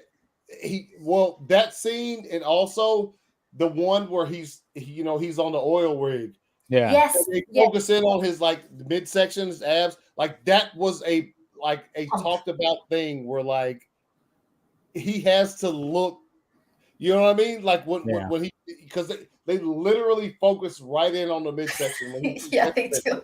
Yeah, they do. So like, no. Those are those workouts, man. And it's crazy because like we work out, we do physical stuff or whatever, but those are like focus for certain things. You know what I mean? It's like I was telling y'all earlier, I'm 44. I just work out so maybe I can add some extra years to my life. You know what I mean? Like I'm not doing it for anything, but like those things are particularly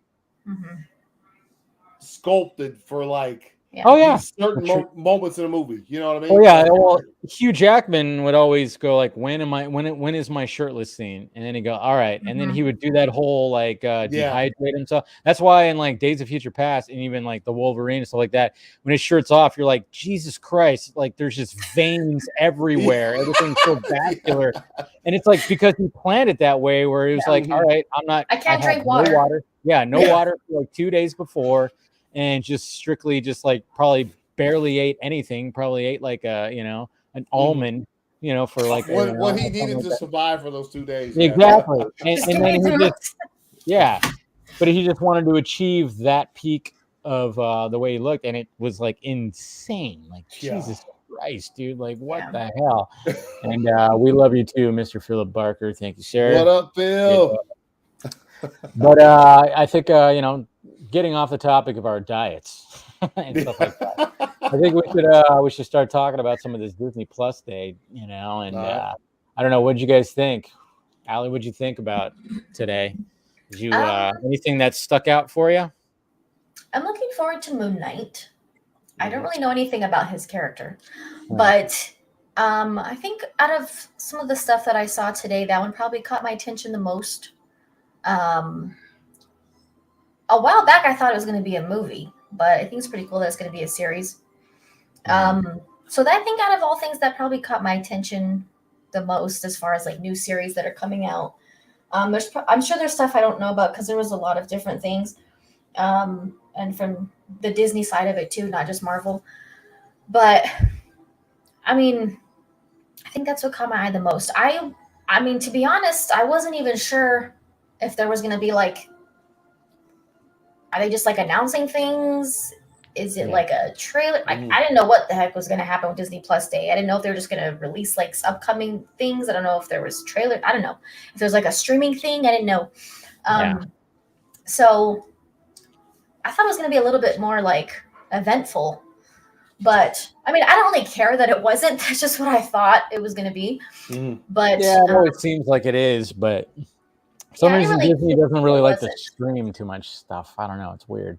Yeah. It was just basically like, slates. Yeah. I guess they're like, we're Disney and people are going to pay attention no matter what. So just like, I didn't really care that it wasn't. I didn't know what to expect for. It was essentially just like follow Disney Plus, like this right here. Right. Yes. Yeah. Yep. Yeah, I mean, and they started off like, all right, let's just get some of these Disney movies out of the way, and I'm like, okay, we're gonna get another Cheaper by the Dozen. Fantastic. I don't care. Is it a series or a movie? No, it's a movie. Movie.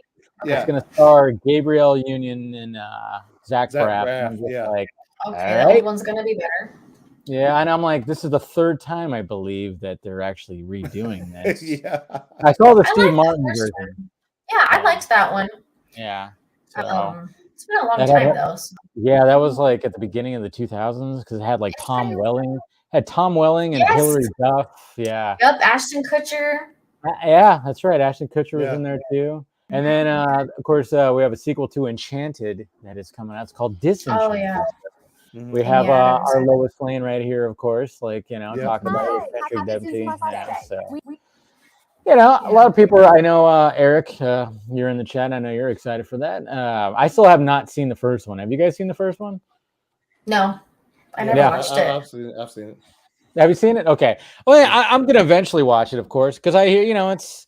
I know it's been compared to like one of my all-time favorite movies is like it's like Last Action Hero for Disney princesses, and I'm like, all right, Yeah, I like that. I like the fact that's that a great comparison. Yeah.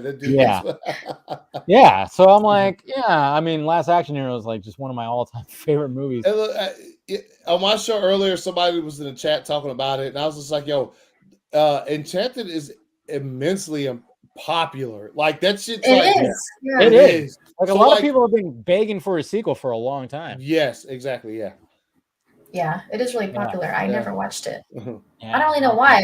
I mean, Disney's kind of been. I mean, I always watched Disney movies growing up, but I didn't watch them. Yeah, it's pretty good. It's pretty good. It's pretty good. Yeah.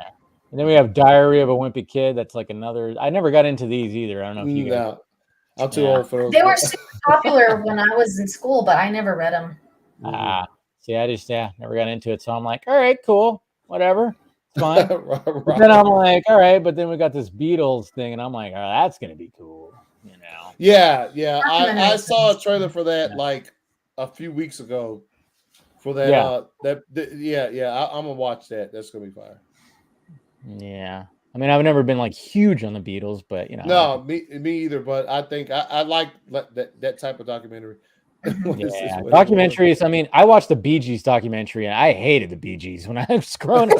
My mom was all about the Bee Gees, and I was like, I could not. I'm like, why does he sound like that? His voice is so high. I hate it. But now I'm like, wow, these guys were awesome. I mean, like I watched that doc and I was impressed. I'm like, yeah, how do you sing like that? I mean, you know, the thing that's crazy is that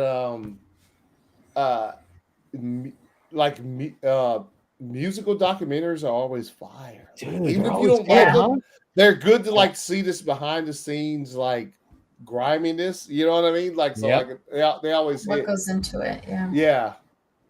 Because it's fascinating, like how these guys created like this kind of music that like just blew up and it's iconic and everything. And I mean, and now we got like, I mean, obviously there's been other Beatles things, but I mean, this is later Beatles before they like kind of broke up. And I don't know. It's just watching that little clip today. I was like, that's definitely gonna be watching that. And then we got Rescue Rangers, which was okay. I never was big on Rescue Chippendales. Yeah. Is it live action or what? No, it's going to be animated. It's just going to be voiced by John Mulaney and Andy Samberg, which I like that. It's fine. It's fine. All right. I have no idea what Better Nate Than Ever. It seems this. Okay, this is one of those movies that they came up with the title before they wrote the script. They're like, the movie. There's a movie that's going to, the head character, his name is Nate, and we're going to call it Better Nate Than Ever. Yeah, what? That's how they pitched the movie. I swear to God. That's just my opinion, because sometimes there's movies out there where you go, oh, they came up with the title before they even wrote the script, didn't they? Because the title, There's people that were making fun of another title too for another movie, but I think the movie looks cute. Okay. The sneaker. Oh yeah, Sneakerella. Yeah, which was like up here. There's like they showed a Pinocchio. Yeah, that's right, Pinocchio. And then I never got into Hocus Pocus. I don't know if you guys ever got into Hocus Pocus. No, I think it's over. Sorry. That movie also, like we were talking about the other what's the name? This is extreme. It's so popular. Yeah, dude. Every time Halloween shows up, people talk about, oh, we gotta watch Hocus Pocus. I'm like, why? I don't like it. I didn't get into it like that, but what was the one we were just talking about? Was it Enchanted? As popular as Enchanted is, this one 10 times that, 10,000 times that. Seriously, and it's older. Yeah, it is. Yeah, totally is. And we got one more joining. We got Mr. Ray Flightcats. What's up, sir? What up? Oh, so we reached the Hocus Pocus portion. Yeah, so you joined early on where we're still talking about Disney stuff that was shown today. So okay, timing. How did you feel about Hocus Pocus, Ray?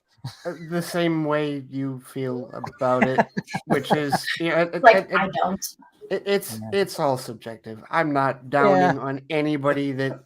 No, I thinks mean that I this get is- it. I get the popularity, but I just was never like when Halloween rolls around and everybody's like Hocus Pocus, Hocus Pocus. I'm like, well, I'm gonna watch like that Halloween movies, Evil Dead, and Beetlejuice. I'm like Beetlejuice. Yes, I'm like I'm all about those. I'm like, I remember watching Hocus Pocus when I was a kid. And thought cool and crushed on the main girl. Yeah, sure. Not one of these, but the main girl that was in the movie. I forgot what her name was. Yeah, who was that? She was popular in like the 90s for a bit. She was like in a few movies. I mean, I'm glad, because it's been, how long ago was the first one? It's pretty old. 90, a long time. 90 Right, something has to be. 91. And none of them look bad.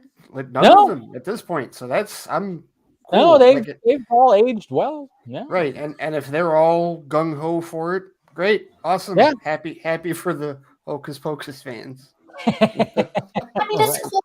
Like you can have original cast members come back years later to do a sequel for a really popular movie, but they're usually not as good as the ones that like the first ones. True. Yeah. I mean, look at Dumb and Dumber, look at Anchorman, Yeah, like it just doesn't. When movies are super popular like that, and then I mean, Incredibles kind of worked out, but then again, it's an animated movie. But still, Incredibles, the sequel was really good. But a lot of times it's just not the same, even when it's like the same people. But yeah, they know what it's always a risk. Yeah, it's always like a little bit of a risk because it's like, well, where you guys been for the past 2 decades, kind of thing. Yeah, but I think people would dig it, and we are getting a live action Pinocchio, which is going to be starring Tom Hanks, which I'm like, okay, Tom Hanks, Luke Evans, okay, yeah, Luke Evans, Gordon Levitt, all right, yeah. The voices, and then it's gonna also have Keegan-Michael Key. I mean, I like him. He's very See that last name's the one that really like has my attention. Well, the first and the last names, the first and the last names on this list are the two that have my attention: Tom Hanks and Robert Zemeckis. I mean, that's the thing. That's what I was going to bring up. Thank you, Ray. Because so I'm Tom Hanks Geppetto? Like, what's good? Yeah, he's Geppetto. He's Geppetto. Yeah. Tom Hanks. I see it. Okay. Which I think will work, and then you get like Ray said, you get that comforting of, oh, this is also a Zemeckis film as well, and you kind of go, all right, these two together, I trust live that. action, okay, I trust that. I liked Pinocchio when I was a kid. Yeah, I liked Pinocchio. So, oh man, who else it says? It says Luke Evans. Luke Evans is going to be in. I don't know. The only name I don't know is Benjamin Evan Ainsworth. I'm not sure who that is. Yeah. And who's Cynthia Erivo? I don't recognize that name. What has she been in? I know the name. I didn't see this earlier. Like I said, I didn't see a lot of this shit earlier because I was at work and stuff. But this sounds kind of fire. Dude. It sounds kind of.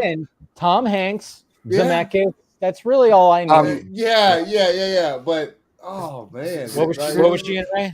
Cynthia Erivo was the Harriet Tubman movie. Oh, okay. Harriet Tubman. Yeah. Okay, gotcha. Dude. So it should be good, and I think it'd be So I'm curious about it. And definitely good cast. And then they got to the point where we have 2 actors that just wanted to do some crazy shit, and that is Chris Hemsworth and Will Smith. These two, I mean, Chris Hemsworth's doing some really crazy shit. Apparently, he's like going and doing stunt stuff. Going in, look at that. He's going in cold water. He's just, I don't know what he's going to a lot of. Look at that. He's going in. What's he doing? He's just fucking Thor, man. God. He just wants to just. I know. Yeah. Also, this world. And then you got Will Smith, who's also doing the same thing. Maybe not doing that craziness of like cold water stuff, but he's going to like this. I am not the only one that, when I saw the title, was like, that's what I call a close encounter. Yeah. I'm not the only one to thought that. Yeah, I know. I mean, what's funny is just like you realize like, wow, Will Smith really did coin a lot of phrases in the '90s, didn't he? You know, there's so many. I mean, when I saw Welcome to Earth, I'm like, well, yeah, that's good because obviously we all know that line from Independence Day. You know, so it's like to make that the title of the series, it made sense.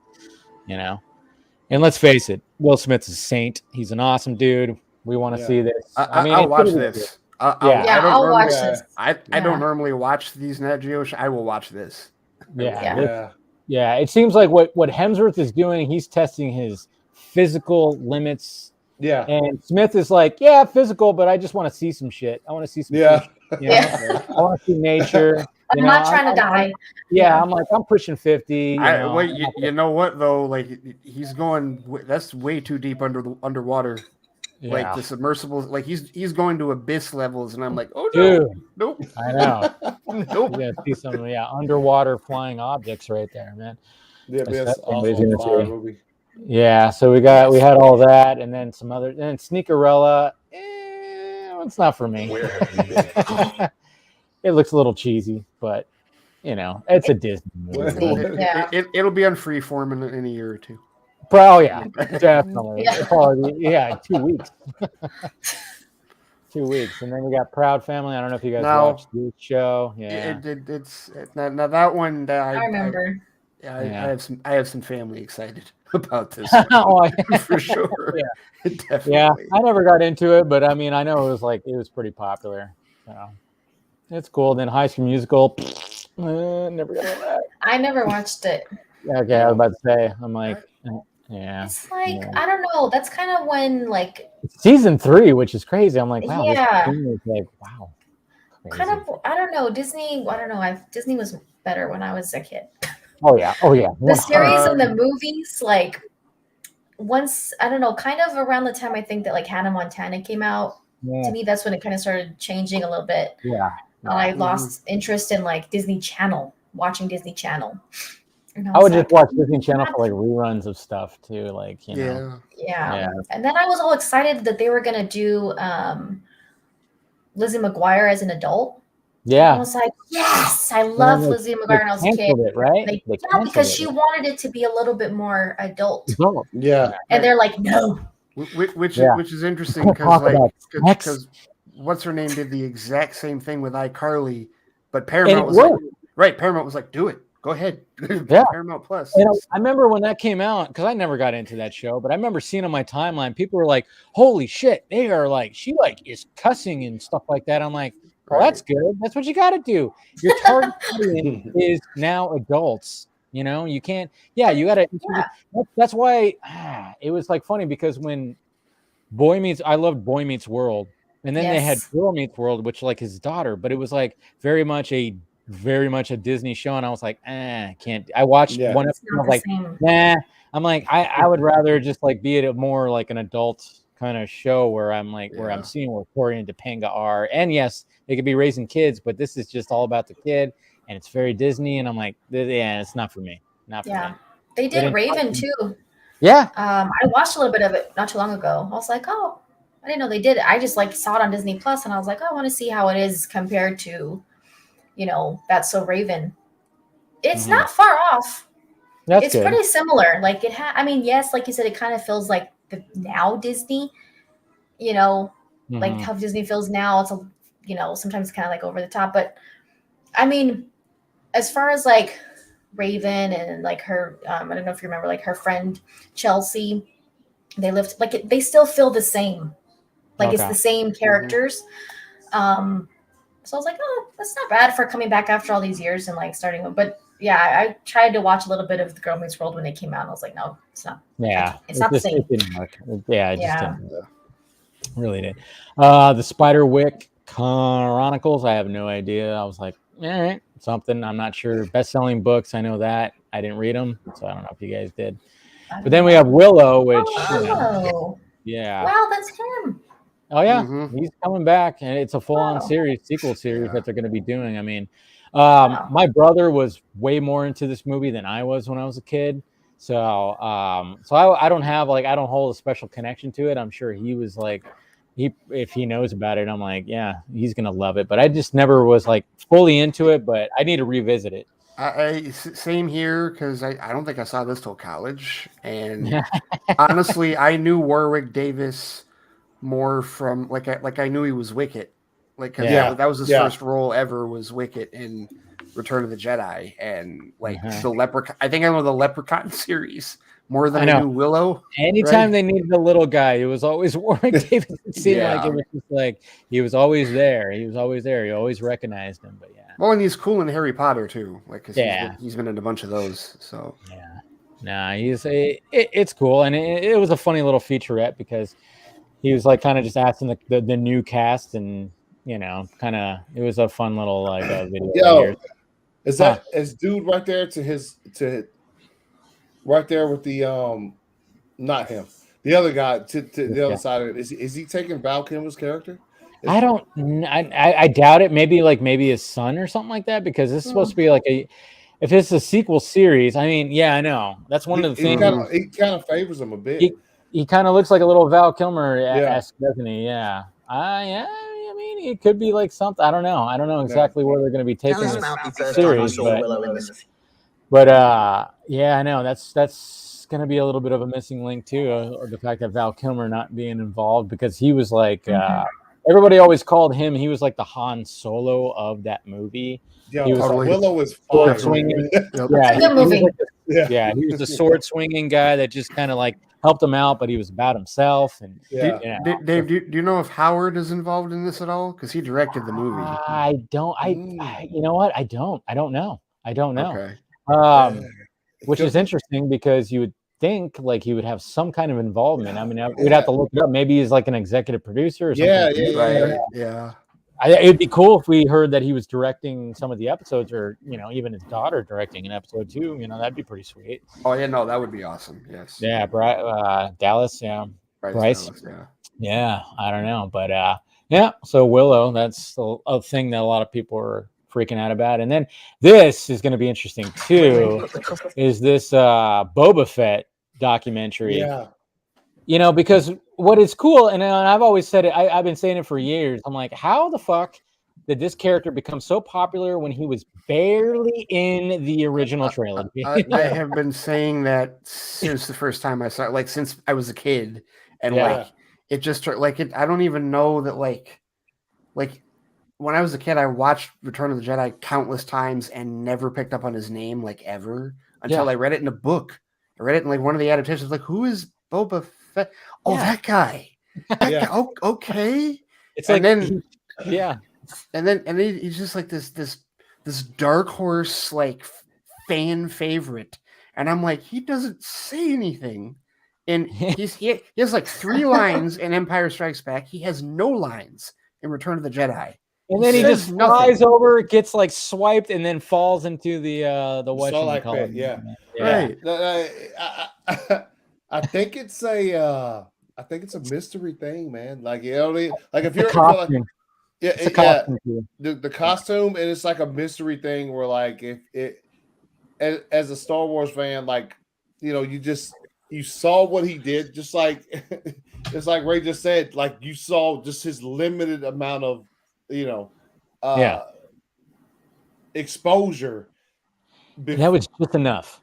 But I'm saying it was just a mystery, and he just looked like a badass, man. No, he did look like a badass. You're right. Yeah. But the biggest thing for me as a kid, the craziest thing that I wanted to know was how his ship worked, because it lands this way and then it turns. I'm like, how does what? Like that, and the Falcon's cockpit being on the off to one side just broke my brain as a kid. I'm like, how does this work? I know. I'm totally with you on that, because especially the Falcon, because it's when you look at the Falcon, you're the cockpit is way over on the the right side, right, and then you got this whole midsection right here. But then when you're seeing it fly, you're like, well, wait, what? It's very odd. Yeah. There's some odd designs in the Star Wars world. And when exactly when he took off and what was it? in Empire where his ship took off, and like you were saying, the way it took off, that leads to the mystery. It's just that like what? Right. It did take. Go ahead. We just like you walk up, and then it's like up, and then it just turns, and I'm like, what? Huh? Like, no, it was somebody should add some sound effects of like dishes and stuff crashing, like it's inside. Everything. You know, but everything. It was literally one of those cases where I didn't like. It wasn't until like Attack of the Clones where like you see it's like, oh okay, I get it. George Lucas, I gotta explain this a little bit. Right. Yeah. Good on him for doing that. The good thing about this one though is that it's live now on Disney Plus. So I'll probably watch it tomorrow morning. I definitely when you're catching this weekend. But I mean it's fascinating. It's definitely fascinating, like how much this character like just took the world by storm, even though he was barely in it. And now we're getting a full-on series like next month with it. Then we got Cars. They announced another new Cars with Owen Wilson and Larry the Cable Guy coming back. You know, it's never big on the Did you talk about the Kenobi? I think was the Kenobi thing underneath that. Nah, well, they said so. Yeah, there it was. Okay. I mean, it's not really it's not really anything. It's just there's nothing. I mean, we got like that little featurette that kind of leaked out, I guess. Yeah, like the day before, right? Yeah. But then a lot of people were banking on the fact that, hey, we're gonna get a trailer. Even I was watching, like I'm like working over there, and I'm just kept watching, like nothing. What the fuck? And then I was like, oh, it ain't happening. Yeah, that was a big thing. Everybody thought we were gonna get a teaser today. Yeah. And so when that thing came out yesterday morning, I saw it, and I was at work, and I saw it, and I was like, oh shit! Then it just legitimately disappeared in the next 2 hours. Oh pulling this. Disney was yanking it. They were like pulling it to copyright claims. Yeah, and it wasn't one of those situations to where like the Flash little thing leaked. Yeah, I think it was supposed. It got leaked a day early. It was supposed to be for today. And, exactly. What the How did that happen? The Flash thing leaked, and they had like 2 months to like put something else together for DC Fandom. This one was the day before, and they were like the day before, and they're like, shit. Right. Yeah. So that's and we talked about it on Four Nerds last night. Are we going to get something different tomorrow? Are they going to? Yeah. Do they have enough time? Yeah. No, they're just going to be like, no. Yeah. And I'm fine. I'm fine with them not giving us anything. I'm like, cool, that's fine. It's perfectly fine. Yeah. But I'm kind of curious, and I wanted to get you guys' opinion because obviously, because I had some responses and I saw some people on the timeline talking about it because with the concept art, we're definitely going to get a Obi-Wan and Vader lightsaber battle. Yeah. And some people are saying that's going to totally take away from their lightsaber battle in New Hope, because this is supposed to happen all before that. How are you guys feeling? Like, Allie, like, how do you feel? I don't know how big of a Star Wars fan you are, but how do you feel about people always freak out because I've never been a really big Star Wars fan. Yeah. I know I'm like the black sheep of the fandom when it comes to that. It's fine. And I mean, I've watched several of the movies, but I don't feel the same. Yeah. Mm-hmm. And then I tried to watch The Mandalorian and I just couldn't because it's like, if you don't love Star Wars, like, I feel like you have to love Star Wars to really like get into it because people obviously I was like, I'll try, I'll see if it's a series and I'll just see if I kind of get into it a little bit more. But how old were you when you first watched it? Star Wars? Like when you first tried it. I was young. I mean, my mom liked all the older Star Wars movies, and so I would remember like her watching them, and she really liked them. But were you were the prequels coming out like when you were younger, or was it? I remember the ones that I remember. My mom were watching. I mean, she was watching all the old Star Wars. The old trilogy. All the first Star Wars movies. The first Star Wars movies. I guess okay. the one, like, I guess I could say one thing that I really liked watching some of the Star Wars movies a while back was seeing like the evolution of Darth Vader. That was interesting to me. So like Anakin Skywalker becoming Darth Vader, I liked that. I thought that was cool. I liked that part of it. But like, so I guess like the newer ones, some of the newer movies, I'm just like, there's some cool things about them, obviously. But I don't know. I just was like bored in the theater watching them for the most part. The newer ones, which I think, I mean, a lot of Star Wars fans weren't in love with them. Yeah, they're not. Yeah. So I was like, okay, I understand why, but since I don't know as much as like the lore, like in depth, references to everything, but it was just kind of boring to watch some of them. Like they're unnecessarily long sometimes, the newer ones. Like, although I do like Adam Driver. So, like I said, there's things to like about them, but like the last couple ones watching them in the theater, I thought they could have been a little bit more entertaining.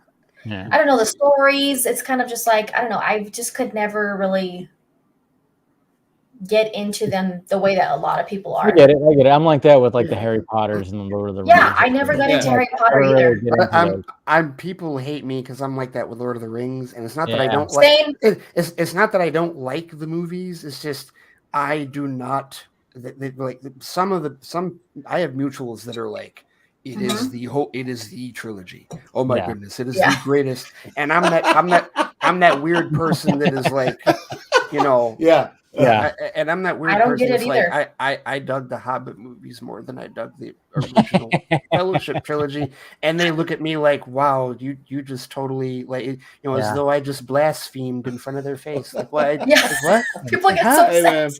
Like to each his own, man. It's to each his own. I always say that, to each his own. Yeah, but Dave, to answer your question, I don't think that, because the reason I asked Allie was because I got into it when I was 8. My grandma, like, it was a night I didn't have to go to school the next day, so I could stay up late. And she called me into the bedroom to watch this movie, and 8-year-old Ray just sees this movie with giant robot dinosaurs with lasers fighting Eskimos at the North Pole.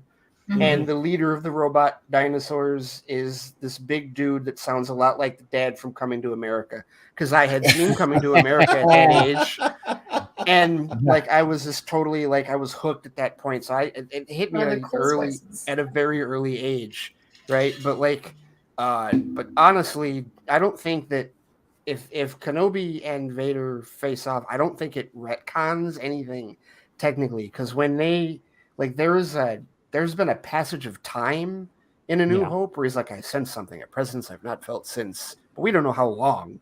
And he's like, I've been waiting for you, Obi-Wan. We meet again at last. Since when? I feel like that's still a gray area.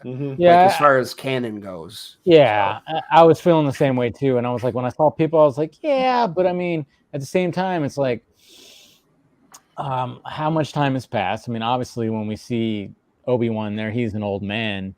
And it just kind of makes you, and I'm sure there's going to be some bending of stuff, which is going to tend to happen. I mean, if we want more, the fact of the matter is I'm really looking forward to this show, because I kind of want to, I want to see Ewan McGregor back in the role. Yeah, love him in the role, and cool. I'm curious to see what they do about it. So I'm just kind of like, if they kind of, if they do tweak some things, that's just the way. I mean, George Lucas did that too, and even with prequels. Oh yeah. Well, I also do like that I like that they brought Hayden back too. I do like that. Oh yeah, because I think that's cool. Yeah. Well, because like one of the sorry, but like one of the things that like. I'm on that island of there are no bad Star Wars movies, subjectively speaking. I like all 11 of them. But there was a time when I hated the prequels. There was, well, not Revenge of the Sith, but there was a time when I hated Phantom Menace and Jar Jar and all that stuff, and it was like, right. But I did a rewatch before Rise of Skywalker, and I was like, no, I think I like this whole franchise now. Like I've gotten older, and I don't like hating things nearly as much as I used to. You get to a point where you're like, okay, yeah, maybe Jar Jar, scenes are a little difficult, but then you have then you have the lightsaber scene. I mean, to be honest, I think the Phantom Menace lightsaber thing with Darth Maul and Obi-Wan and Qui-Gon is probably one of the best lightsaber scenes Duel of the whole of the Fates franchise. is fantastic. It is. Jesus Christ! I mean, but there's always been. Yeah. When the doors close and then Qui-Gon gets down the stance, he's like waiting, saving that energy so that he's meditating. Meanwhile, a young Obi-Wan is like, I'm ready to fuck some shit. He's ready to go. He's like, you just wait till these doors come back down. But there's always been like this from that generation, like my generation, there's always been this perception like the prequels are just whatever. We don't talk about those. Leave those alone. That was George Lucas being whatever. So I like that. I do like that now. Like Disney is embracing all of it. They're like, no, bring Hayden back. Bring Ewan back and give him a show. And there really is this actually is all connected. Jeff Lowe, take notes. But like that's a holdover joke I have from like Marvel Netflix and how it was never completely connected to the MCU. But like I like that. I like that they're bringing incorporating all of it. Yeah. Exactly. So and I love the fact that because a lot of people gave shit to Hayden Christensen back before we even had social media, which was crazy. Imagine if there was social media back then when the prequels came out. Holy shit, that would be just an absolute shit show. And then he's getting a second chance. And people are going, yes! And people are like celebrating it. And I'm like, good. Yeah. I really want to see him. And I don't know if this has been official or not. I really want to see him in the Ahsoka series. It's official. They announced it. They announced that he's supposed to show up. Yeah. Because one of the other things, like after watching Clone Wars, is like, okay, well, we have two different Anakins. There's Hayden, and then there's Matt Lanter. Like, which one would you like? And Disney's basically saying, no, it's the same person. Yeah, which I'm good. Like, good, do that. I don't like bring that all together. That's what I love about the Disney Plus Star Wars stuff, and why I wish we'd gotten more of it today. But D23 is next week, so maybe we'll get some more of that next week. But like that's when we get the trailer, maybe. Hopefully, but just no more walls between any of the animated and the live action stuff. Bring it all together. Yeah, bring it all together. But all right, so I think we all kind of feel pretty almost like the same about it's not really retconning. It's going to add to it. We'll see. Pixar, of course, they announced some of this stuff. Zootopia is not Pixar though, right? That was like acquired from Fox. Is it? I can't remember. No, it doesn't say Pixar. I think it's the other. I think so. How there's like the other Disney animation that's not. Is that what it is? It's not Pixar. I don't think. Yeah, this is Pixar right here. This is not Pixar. I liked the first Zootopia. I liked it too. I liked it. It's cute. Then we have a first look at a musical series, which that's going to be something pretty interesting right here. From Stella Meggy. I'm not sure. Looks like classic Disney. It looks like, and I like the fact that they're doing stuff like that. That's cool. Bring back some of that classic animation. And then they talked about, some of this stuff, and then this right here. Come on. When they announced this, I was like, there you go. All right, we'll ease in some X-Men into the Disney world by doing a sequel series to the 90s animated series. Awesome. Yeah. Thoughts? Anybody who was a fan? You know what? I'll say when it comes to for me personally, there's a gold standard when it comes to like animated series and shit, right? There's a like you start at the top, and then as you go, that is the gold standard. Batman. I mean, Batman is the come on. That is the Batman animated series is nothing compares. Okay. Yeah. As far as obviously you have don't know why Superman animated series, the X-Men cartoon, which was absolute fire. Like all that stuff falls under that same veil of like Spider-Man, also, yeah, Spider-Man animated series in the 90s. Also, and some people, if you haven't seen it, the one season Spider-Man animated series on MTV that was that's right. There was an animated series on MTV. Is that the NPH one? Is that the NPH one where he was? Is that where he was? Okay. The reason they couldn't continue making it was because it was all like the animation was computer animated, so like it was too expensive to continue, even though they only did one season.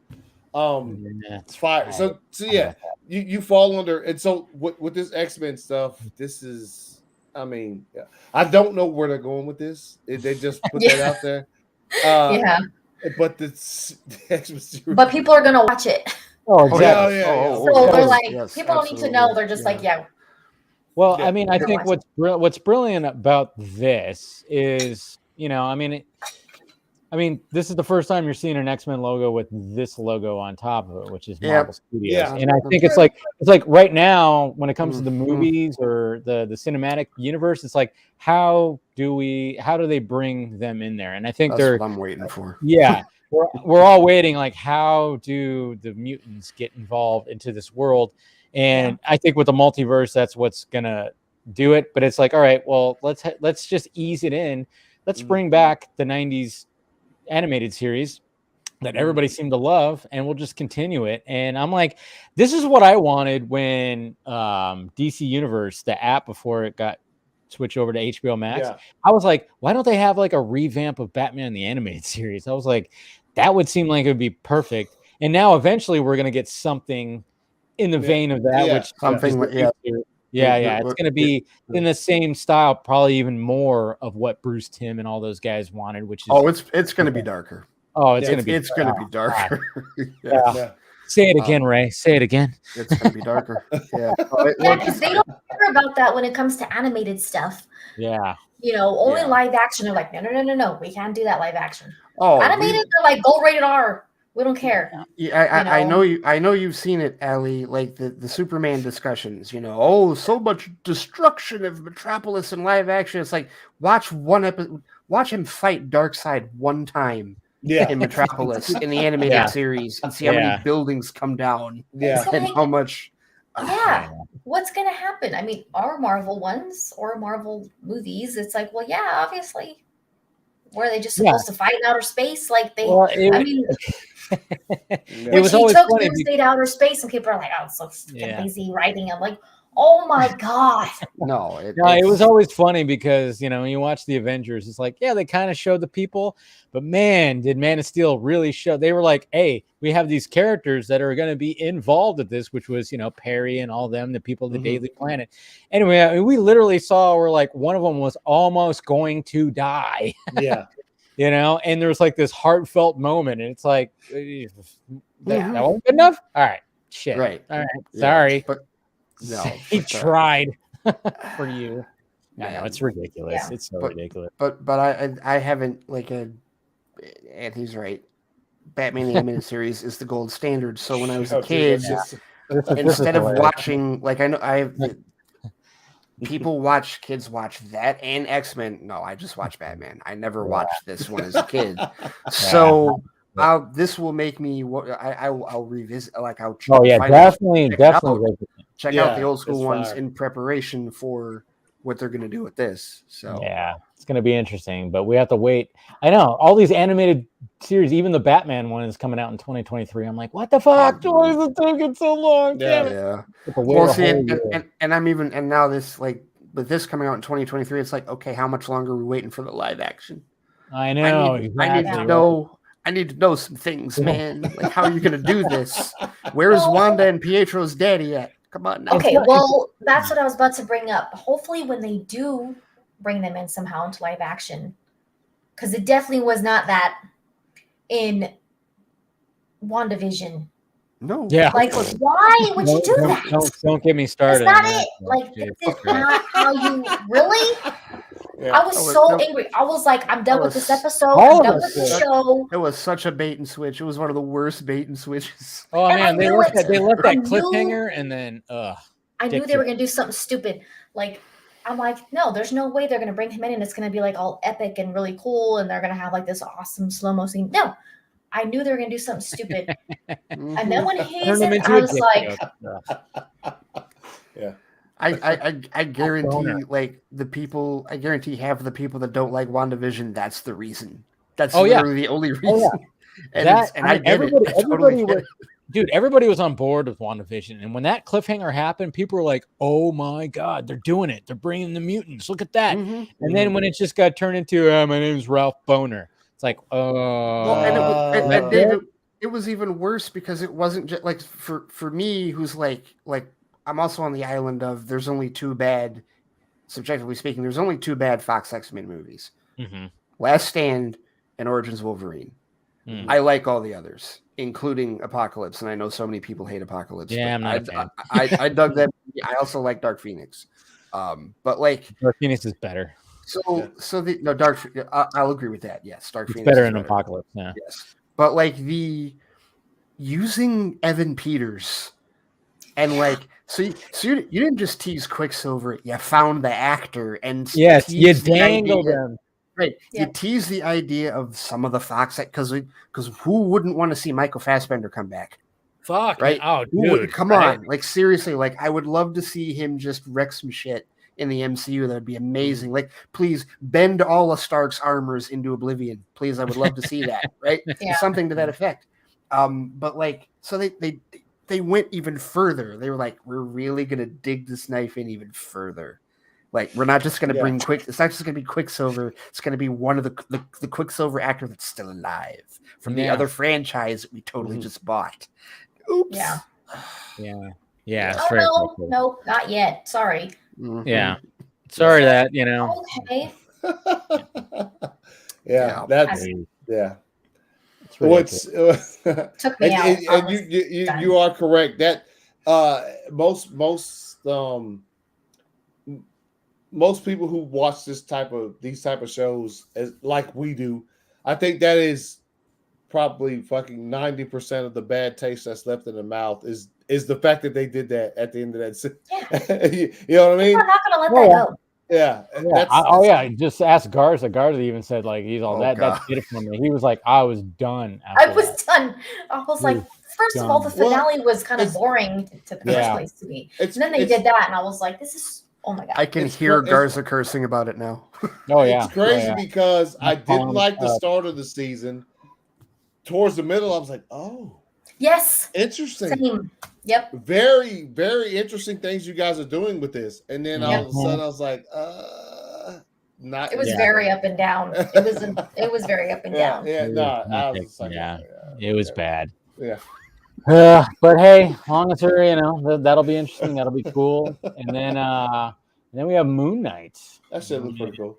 Yeah, there was a clip for this. Like there was a clip, but I don't think they actually fully showed it like on their. It's like 20 seconds. It's pretty short. Yeah, because like there's a clip. Someone had, and I forget who did it, but someone had pulled the clip out of it. But it was part of the, that the sizzle reel that they had, which was like 3/4 stuff we'd already seen, and then 25% this, and then like the She-Hulk thing, and then some of the other. I think that long thing. Well, you're probably gonna get to it, but the long thing from Hawkeye, like but this was in the middle of it, and it's like clearly like they're filming and like Oscar Isaac with crazy British accent. Yeah, I know. Yeah. I'm not gonna lie, the accent threw me off a little bit. And at one point in time, he looked like Matthias, man, from fucking his hair. The way his hair was, I was like, what are we watching? But yeah, this is pretty cool. You got to see a little glimpse of the suit and shit like that. Like I'm like most people, and that's just like, maybe not on this panel, but like most people in general, I'm not well versed on Moon Knight in the comics and shit. I'm not either. Yeah, I don't know anything about it. Yeah, I do know he's similar to Bruce Wayne and Batman as far as that aspect of it. But that's as far as my knowledge goes. You can see a little of it visually too, in terms of like leaping from Well, also that one where he's clearly punching something. I know. And it's totally Yeah. He punches something. It's like, y'all watched that last Batman trailer, didn't you? Yeah. But then wait a minute, that was on a previous Batman 2. Again, Zack Yeah. Snyder's The Blueprint. Yep. Oh. Yeah. Yes. No, but yeah, it looked cool. I'm like, I love Oscar Isaac. I'll watch anything He's in. fantastic. Yeah, he's so fantastic. Yeah. But one thing I did not enjoy though was this little trailer. I was like, It's a little meh. yeah. I was Okay. Was it? So just to clarify, was it specifically her or was it him? It was all of it. It was all of it.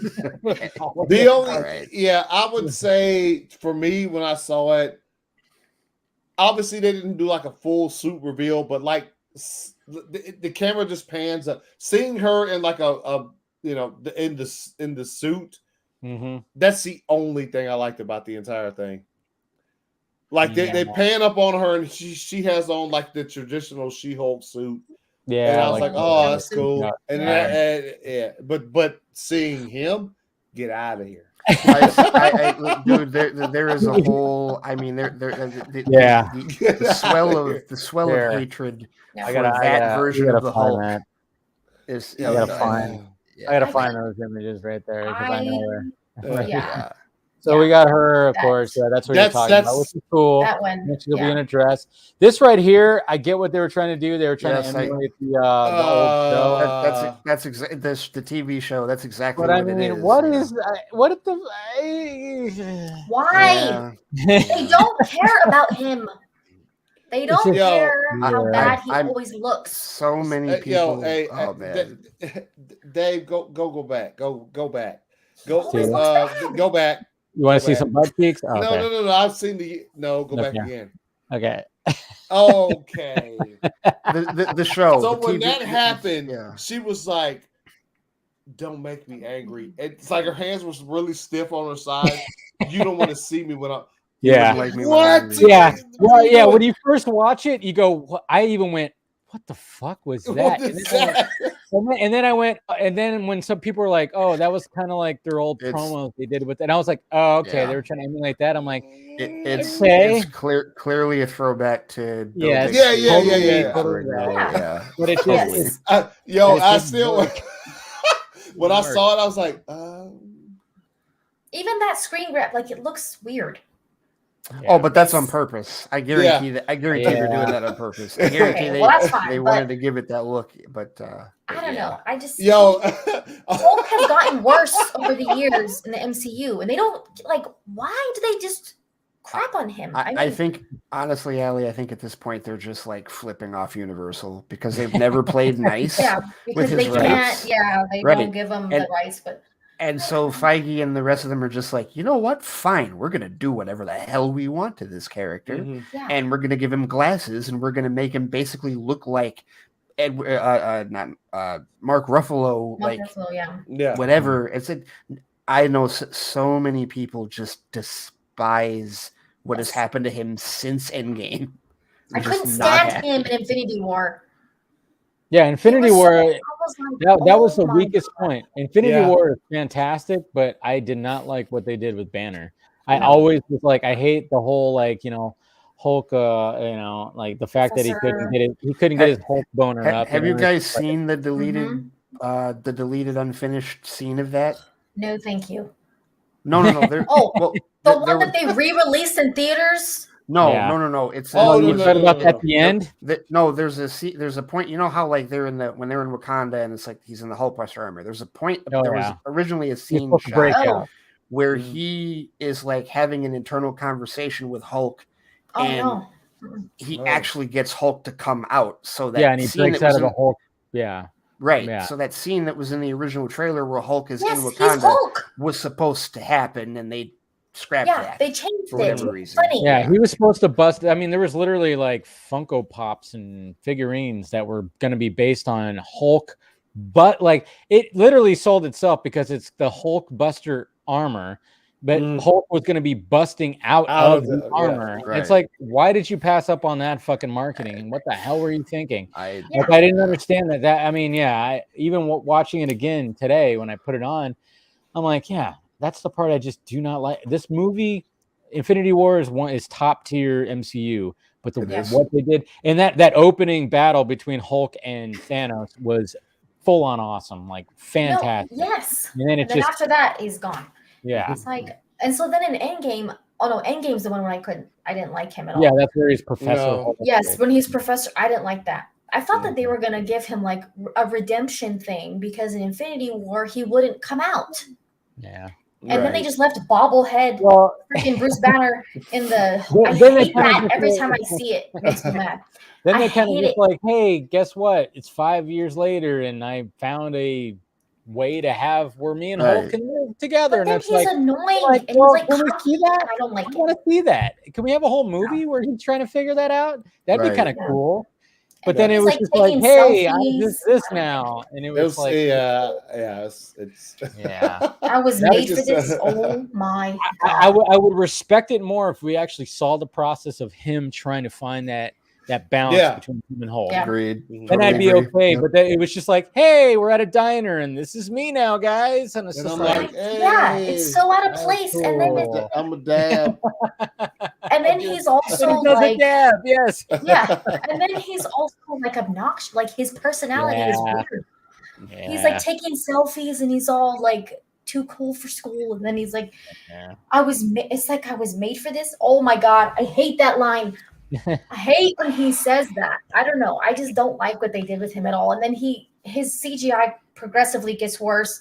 Yeah, it doesn't look good. Movie, he looks like Play-Doh. This is going to probably be even worse if it's a series. Oh, yeah, it looks like it will be. I don't think people are going to love this one too much, but which sucks because Hulk is probably one of the most popular Marvel characters. Right. And it sucks that they just don't like. Mm-hmm. Well, and what they'll tell you is Universal has their hands tied, which is kind of true, but not entirely. You got to make them look like crap. Well, at least look good, and then Well, yeah, because you look back at that, the Edward Norton one, and you're like, damn, dude, the visual effects were better on that one. And it's old, even now. 2008, 9, whatever, 10. Dude, that shit was. That's one of the there's this handful of like MCU movies that like I have to defend. It's like, what? It's the MCU. That's one of them because people are like, oh, that did whatever. I like I like Mark Ruffalo better. It's like, watch that movie again. Are you serious? Yo, like that, come on. When Norton's Hulk rips the car apart and using them as brass knuckles, he's like, yes, right in the middle of Harlem. Yeah, right. And you can see like every little ripple in his muscles and shit like that, and it's like it's very detailed. Yeah, let's go. And their idea of like homage at that point was, they had the Bill Bixby on TV, right, for a second, but then also they made Lou Ferrigno was the voice of Hulk. He's the one saying Hulk smash at the big point of the movie. It's like, okay, that's how you. And then Ferrigno was also in the movie too. He was a security. Yeah, he was like a security guard. He was talking to Stanley. I'll take this free pizza. That's how you do. That's how you put in Easter eggs. That's how you do homages to old stuff. So and I don't mind. Ruffalo and Hulk in the first Avengers, and then when it got to the second Avengers, I was like, oh boy, this is where they started really slipping. Yeah, sun's coming up, big guy. Yeah. Yeah. Yeah, that whole sun's getting real low. Yeah. That's what it is. Sun's getting real low. You know what? What's funny too is like I think there was something in the Eternals that almost was in the same vein. I think it was with. I don't know if you guys have seen the Eternals yet. I have. Yeah, I saw it. Okay. Well, remember when Athena was kind of getting a little. Wonky? Yeah. Didn't they do something similar? I kind of started laughing. I was like, that kind of reminds me of the Hulk thing. And I mean, I think that the Gilgamesh Athena thing was better. Yeah. It was way better. Times better. Because I totally like I I actually I felt bad for her. I was like, wow, no. That's some messed up shit. No. Like, I thought what they did with Tina's character was fine, was perfect. I really enjoyed her character and what they did with it. I just that part when it was trying to calm her down and putting your hand up, I was like, wow, that's very Hulk, it was Black Widow in Age of Ultron. That is true. Yes. But so much better. And then I love the fact I remember in Deadpool 2 when Deadpool was fighting what's his name, the big dude. God damn, I'm totally drawing a blank. Someone will say it. The big dude. God damn, who is he? Who just runs through everything? Juggernauts, yeah. Right. Yeah. And remember, when he was when he got on his shoulders, all sun's getting low, big guy, and he was trying to do that whole thing. I started cracking up because I was like, yes.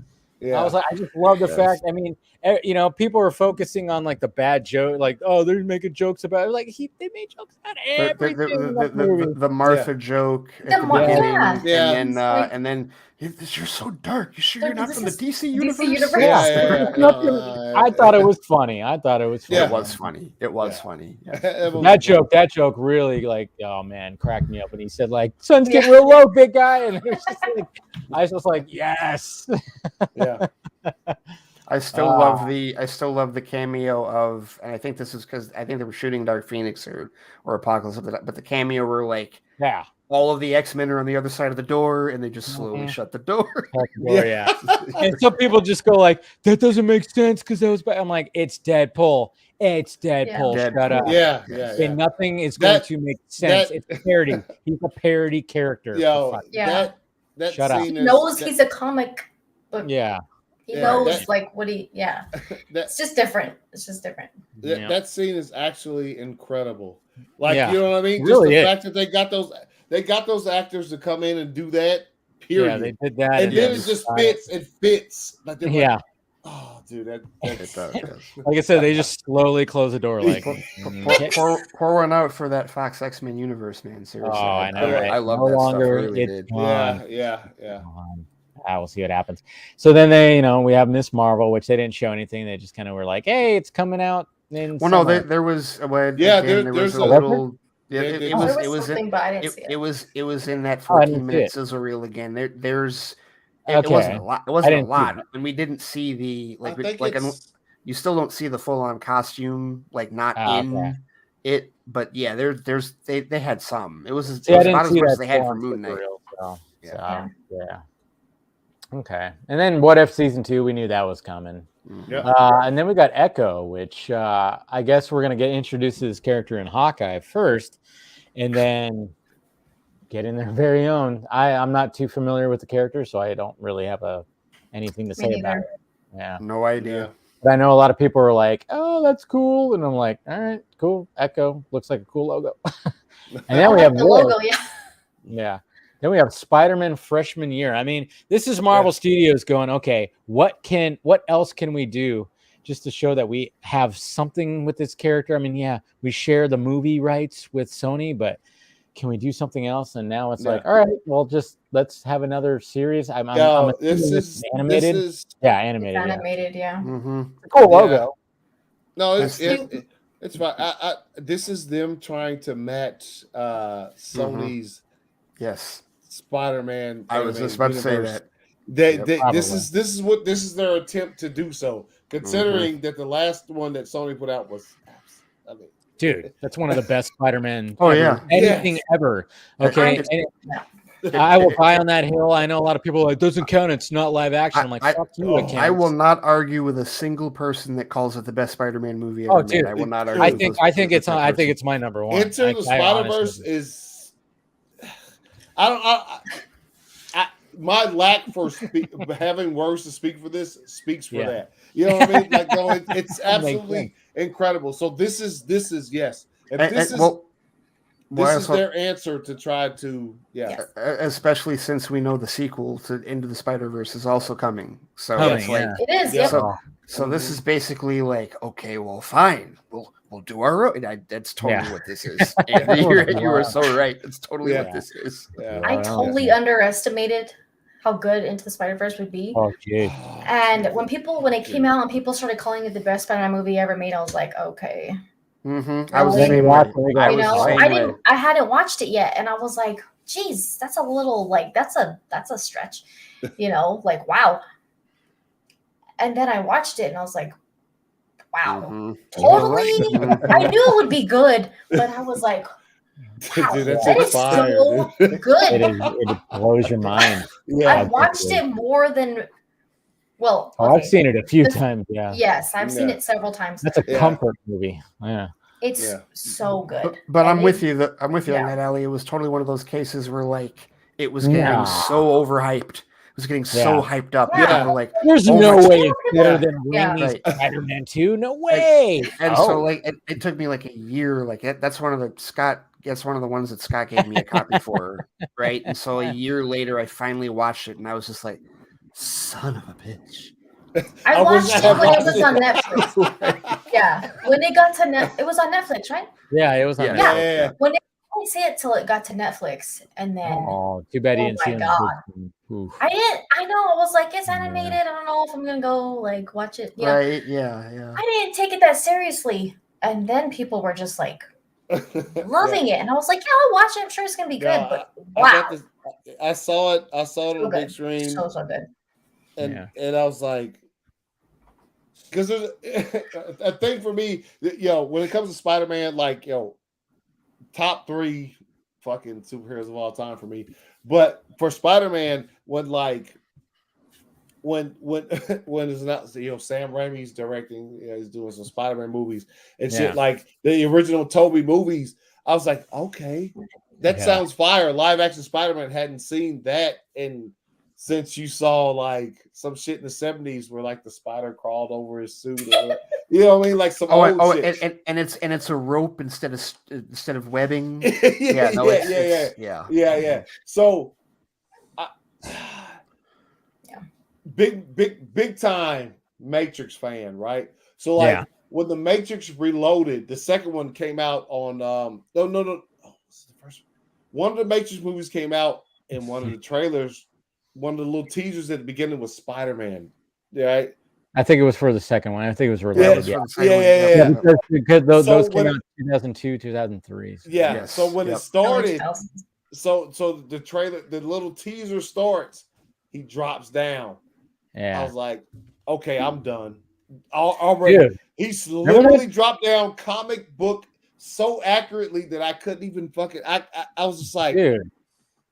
Well, I mean, like you guys have seen the poster that I have. I mean, like the first teaser for that original Raimi Spider-Man was like a heist was happening, and they were getting away in a helicopter, and then the helicopter gets trapped in a web between the twin towers. The two towers. And then you see like a brief, like you see the that, and then you see Spider-Man and blah blah blah, and it was just like, what the fuck? I remember seeing that in the movie. Yeah, but I mean, it just. Yeah, Raimi definitely he definitely started something, and now here we are with so much Spider-Man. Now it's like, oh yeah, I love it. I feel like in many ways Sony's trying to catch up to Batman. We don't have enough. We don't have enough versions. Let's get more versions. Yeah, Marvel and Sony are like, how many versions can we have of this character? Damn it! No, you're absolutely correct on that. And apparently, we're also going to get a Groot series. I am Groot. Yeah. But I mean, I guess this is going to be when he's little Groot, because that's the only Groot that everybody really, cares about. So going to be Vin Diesel? I know, right? Is he going to come in and just say, "I am Groot," get paid? It doesn't even matter. It doesn't sound like him. I know, right? Right. Yeah. I forget that it's him, which I'm glad because I hate Vin Diesel's voice. Nice.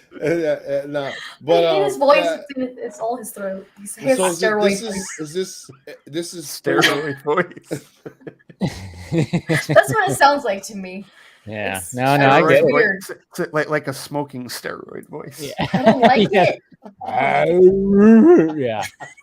Yeah. No, I get it. No, but I mean, this is going to be Baby Groot. This is going to be before Infinity War, I guess, because we're going to see him little. Yeah. Because I mean, let's face it, when Baby Groot came out, he won the hearts of everybody, and then everybody was disappointed that he was like, oh, he's now teenage Groot in Infinity War.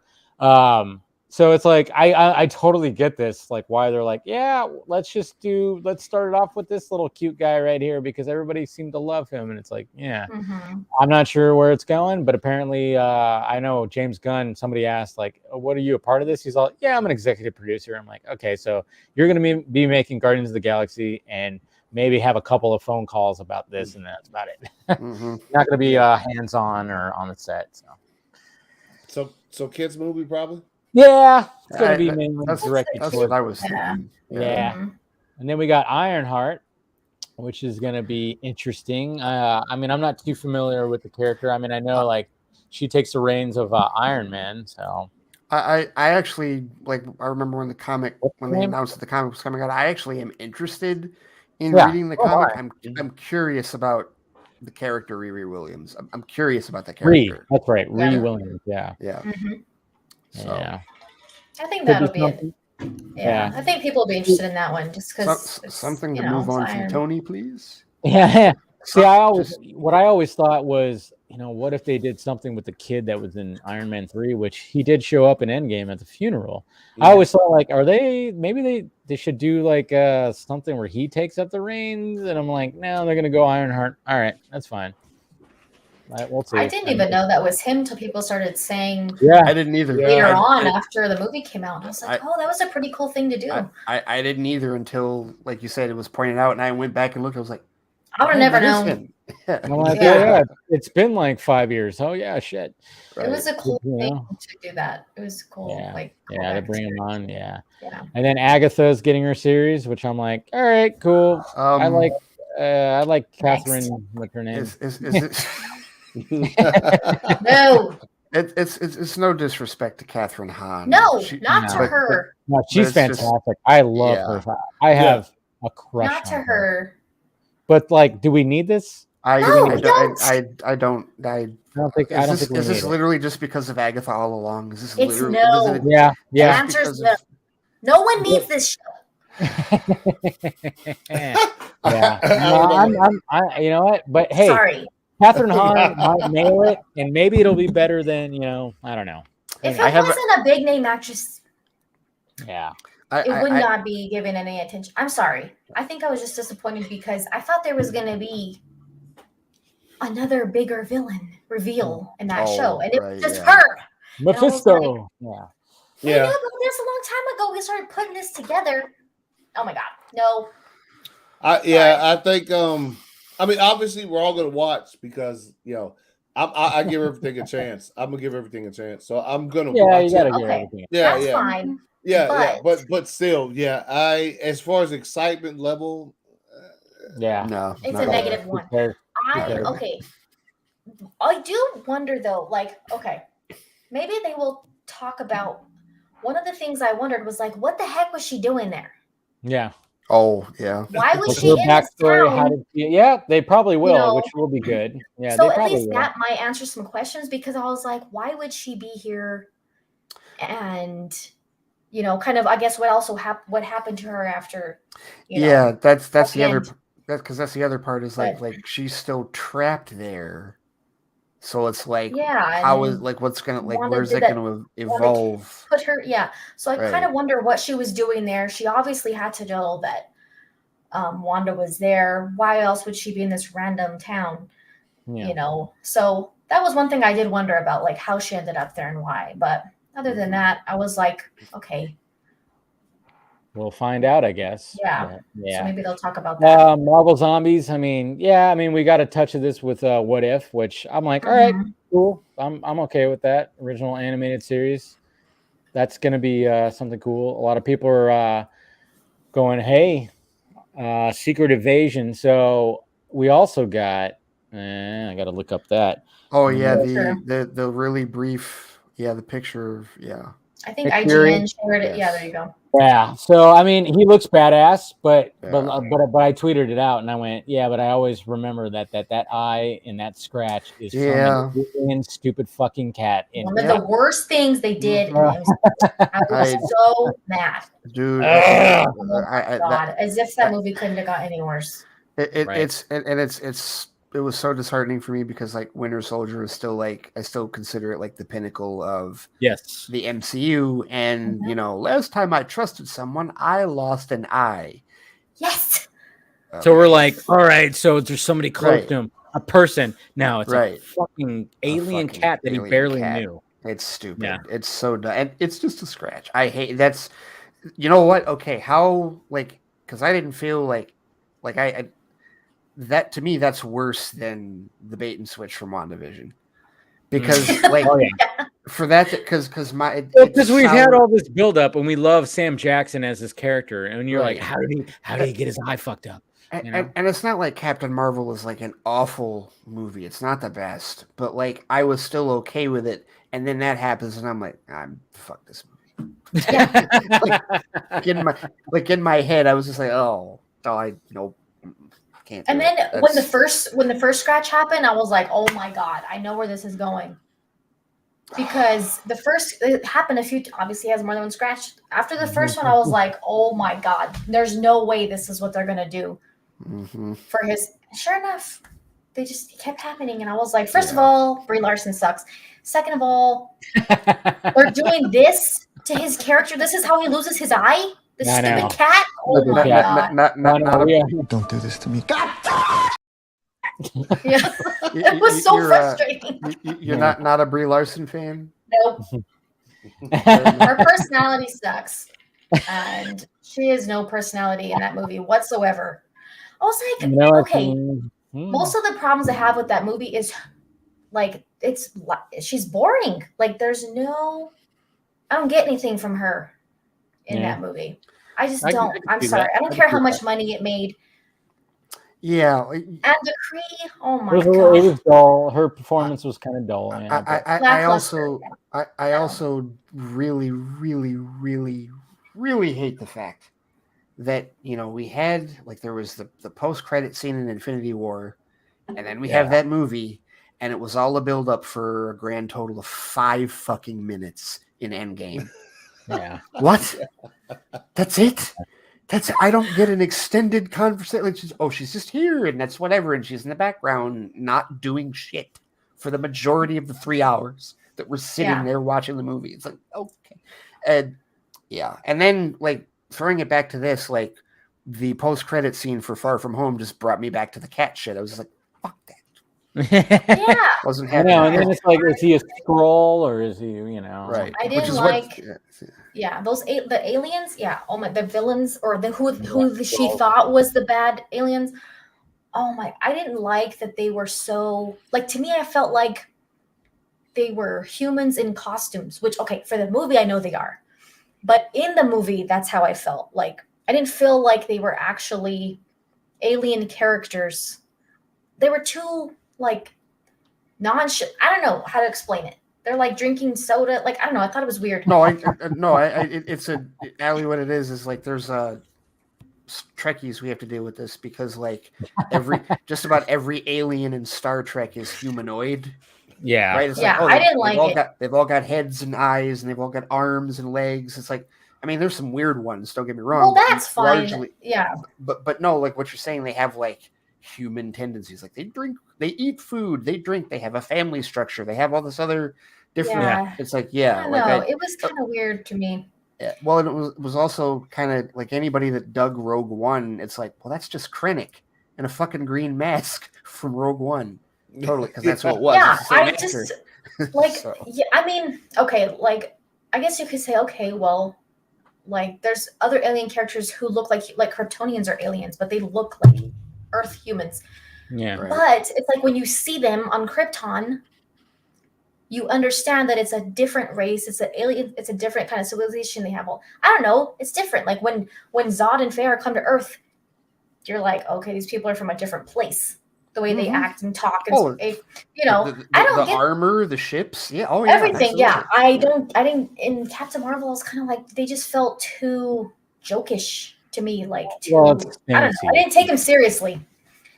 Yeah. So I guess I don't know. I thought they were kind of. I don't know. Yeah, I didn't take them seriously. Yeah, it's kind of hard to do that. But yeah, and then there's other stuff. Of course, you can watch 13 Marvel movies in the IMAX enhanced format, including Shang-Chi, which is a great addition to it. I really liked that movie. Yeah, I really liked it. Shang-Chi is top tier. Shang-Chi Yeah. bangs, dude. So good. I watched it again today. My son woke up first thing. He was like, he was been waiting all week for it to come out because he liked it. We really liked it in theaters. Yeah. And it was I mean, I was not a fan of Black Widow. I thought it was like, all right, that was something cool. But then Shang-Chi came out. I was like, thank you. I needed something else. To kind of like wash that out, because I was like, all right, here we go. I was like, just give me some great choreography and just kind of break the mold a little bit. Okay, you did that. Thank you. Great choreography and broke the mold. I liked Black Widow, but Shang-Chi was way better. Oh, way better. Yeah, so much better. Yeah, and I talked about it a little bit earlier. There's Shang-Chi is fire, dude. Like when I watched it, as soon as it was done, I was like, "Yo, this movie bangs" or whatever. But like, there's just I have a thing with heights, so like I'm gonna watch it again this weekend because I haven't seen it since the first time I watched it in theaters or whatever. But the Jackie Chan shit on the side of the building, yeah, I got. Oh my god, dude! Yep. Yeah. Right. Yeah. I am actually eager to see how I handle that shit watching it at home in theaters. Yo, you feel it too much. Oh yeah. Yo. Yes. All jokes aside, all truths. Let's just be clear. My ass cheeks were clenched tighter than this. Watching that shit. No. Oh, I yeah. get it. I get it. Yeah. No, you know what? Hey, one of my. Go ahead. I was just saying is that one of my favorite things about that movie is like so many people freaked out about the bus scene in the trailer. Yeah. And then you see it in the movie, and it's like, okay, not only did we see 5% of the bus scene in the trailer, but this scene is. But it's one of the best scenes in the movie. Yeah, the whole bus fight. I'm like, and it's like, it was like, and it's a long scene too. It's like this continues. This keeps going, and it wasn't boring. I was like, oh, keep going. Where are you gonna get? Where's it gonna get now? Right? Like where's it going? And by the time you get to the joke that everybody hated, it's like, no, it fits. It makes sense. Yeah. We need a breath. Yeah. Right. Yeah. But the scene I was talking, it was to the point where I was just like, can you please end? Like, and then it's dark. So it's like... Make no mistake about it. That scene, that on the side of that skyscraper, that shit, that scene is fire. The cinematography, the stunt work, whatever, all of that shit comes together great. But I have a thing with heights. I remember, What's crazy about that?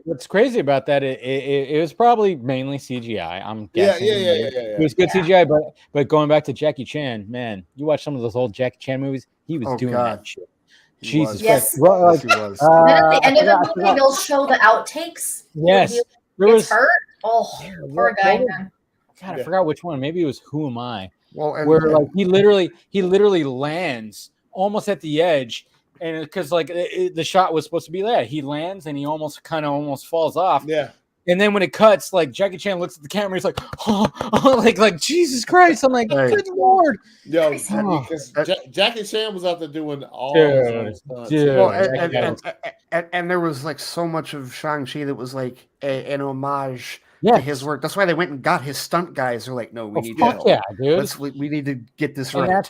Dude, when they were on the building and they're on the side with the scaffolding and stuff like that. I mean, Jesus Christ, that scene was magical. I mean, even when they're fighting on the inside, just the cinematography alone, I was like, please don't have a bunch of shaky cam and jump cuts. Oh, thank God they didn't do that. It was like smooth, like panning around. And I'm like, you see the fighting. And I'm like, oh, thank God. Because and again, this is where like the culture stuff comes into place. They're like, no, this is a kung fu movie. Yeah, we have to shoot it like a real kung fu movie. I don't care if it's in the Marvel Cinematic Universe. I don't care what the Russos did. shoot this thing like a kung fu movie, and that's what they did, and that's why it fucking worked. Yeah. I fully anticipate watching it again tomorrow, sitting on my hands like this.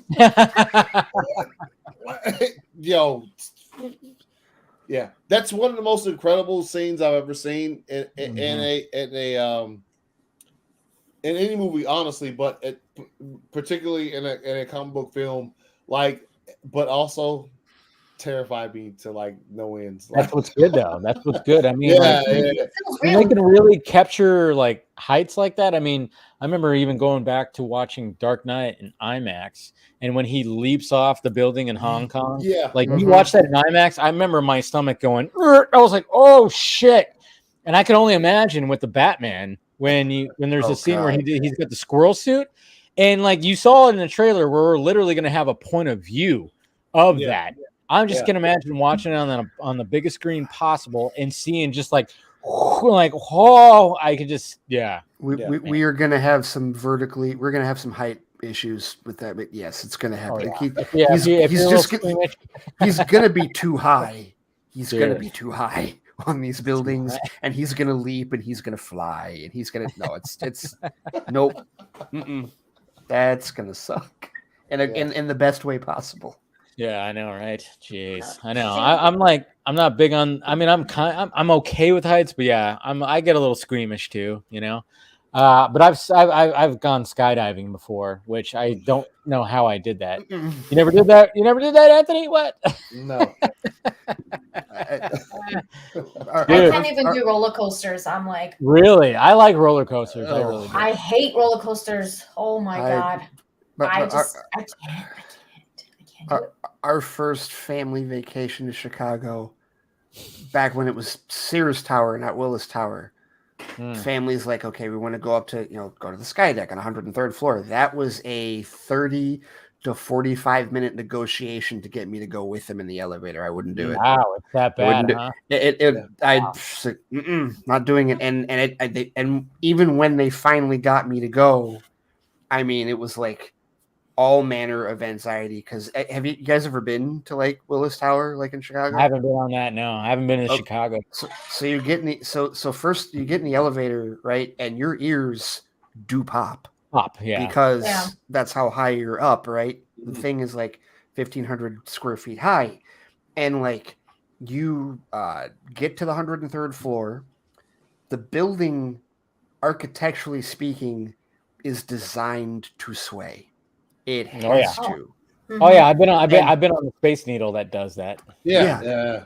And you feel it. Oh yeah. You feel it. Yeah. And I mean, literally, like, people are just hanging off and saying, "Hey, look down," whatever. And I'm just like, yo, get the fuck out! Yeah, no. I'm inching towards like, what the shit? No, it's like those videos of people walking out on those glass. Yeah, see. Floors? Well, I was about to say, like in Ferris Bueller. Remember in Ferris Bueller, they go into the Sears Tower and they press their head up against they get on the railing. Yeah, remember that part? That's what they reminded me. Like you would never do that. Yeah, and hell no. The glass bridges are the for me. Even knowing I'm afraid of like would never even attempt to do that. The people who are just like, yo, let's go, and then they step 2 feet out there, and they can't even fucking. I can't watch those videos. Like there's one of a person in a pool. Like a rooftop pool, and it goes out onto a glass. Like the pool goes out, and you can see everything. I can't watch it. I'm like, I can't watch it. Why would you swim in that pool? Have any of you guys been to New York City in the Empire State Building? No. Okay. I've been to New York, but I haven't. Yeah. You didn't go on the Empire. Okay, so basically, you get So when you first start going up, you get inside a regular elevator, just a regular one. Boop, and it just goes up, and it's kind of like. All right, that's pretty okay. And then you get off on a certain part, and you go into one of the old elevators that literally has a dude there dressed up, and there's levers, just like, and you're in an old rickety one to go even further out. I remember just kind of going like, I don't know, shit. So hold on. Dave, you did it? You were like, yo, I'm just gonna. Yeah, I went on it. Yeah, we all went on it. We went to the part to the top platform that you could possibly go, once you get out there, it looks beautiful and it's awesome. It's great. But man, that elevator, I was like, a couple of us were like, Jesus Christ. I mean, literally, there's an elevator, dude, that's just like, and it's a lever. It's a fucking lever. Yeah. That is and you know that is designed purely to make people shit their pants. Oh yeah, exactly. I'm sure everything, all the technology is reinforced. People like, we're gonna keep it old timey just to kind of freak the tourists. It's part of the experience. Yeah. Right. Exactly. No, which is worse because I thought, I mean, after that you kind of go, yeah, it's cool. But I mean, like I was sitting there like uneasy. So you'd say you're medium okay with the heights and shit. Then. I mean, I am, because then it's saying I'll go on roller coasters. I went skydiving, which like to this day I go, I fucking did that. Like when I think about it, I go, I can't even believe I even fucking did that, because it was just like one of my buddies was like, hey, for my birthday, let's go skydiving. And I went, okay. And a couple of us went, okay. And we did it. And I mean, it's one of the best experiences of my life, sure. But then when I think about it now, and I'm like, I was literally falling to the ground at 130 miles an hour from 20,000 feet up, or 12,000. It was 12,500 feet. That's what it was. Yeah. And I'm just like, how the fuck did I even how was that even a thing? Like, I don't even know how that happened. I'll say this at Six Flags over Georgia, which is it's about 45 minutes. I've been there. I've been there. Have you? So we hadn't been in a while, but they used to have the swing, and the swing. Yeah, I know what you're talking about. Yep. Yeah. Mm-hmm. So basically, you pay about $40. I've done it. I did it here though at this Six Flags in California. Oh, dude, I haven't done it because not doing that. All right. This is where it pulls you back, and then you pull the lever, and then you swing. They give you a certain amount of time. And, dude, I have a funny story. It maxes out at 3 people, right? They pretty much gauge you up at a certain height, and at a certain point in time, if none of the 3 people release it, they'll release it for you. But normally somebody will do it for you. You're pretty much laying in Superman format where you're just like flat. Yeah. But you're not Superman. No. Yeah, I've seen. Yes, I know what you're talking about. You're more Batman than Superman. Yeah, I know. That's one thing I say. My wife, she did it, and I was like, dude.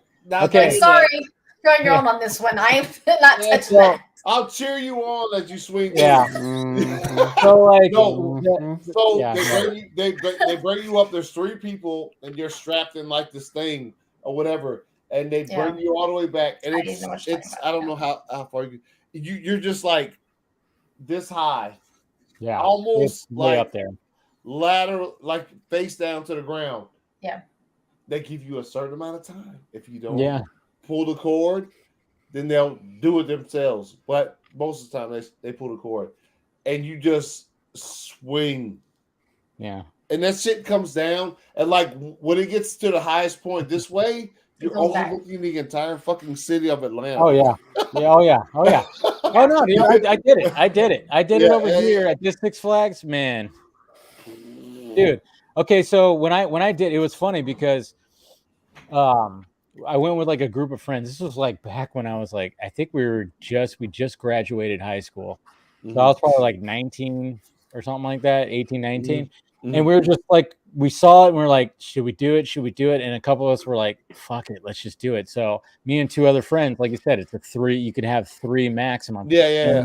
And thank you again, Mr. Jason. Yes, released the R-rated Denny cut. Yes. Thank you, sir. Appreciate it, Mr. McKenzie. I know. We could talk about that after this. But anyways, so we get in there and like they always like go, okay, the biggest guy's in the middle. They always want to keep that balance. So like my friend Steve was in the middle because he was the biggest dude. And then my friend Kyle was the one who was going to pull the rope. And I was just on the other side, whatever, So, you get strapped in and you get pulled back. That is like the longest fucking, oh my God.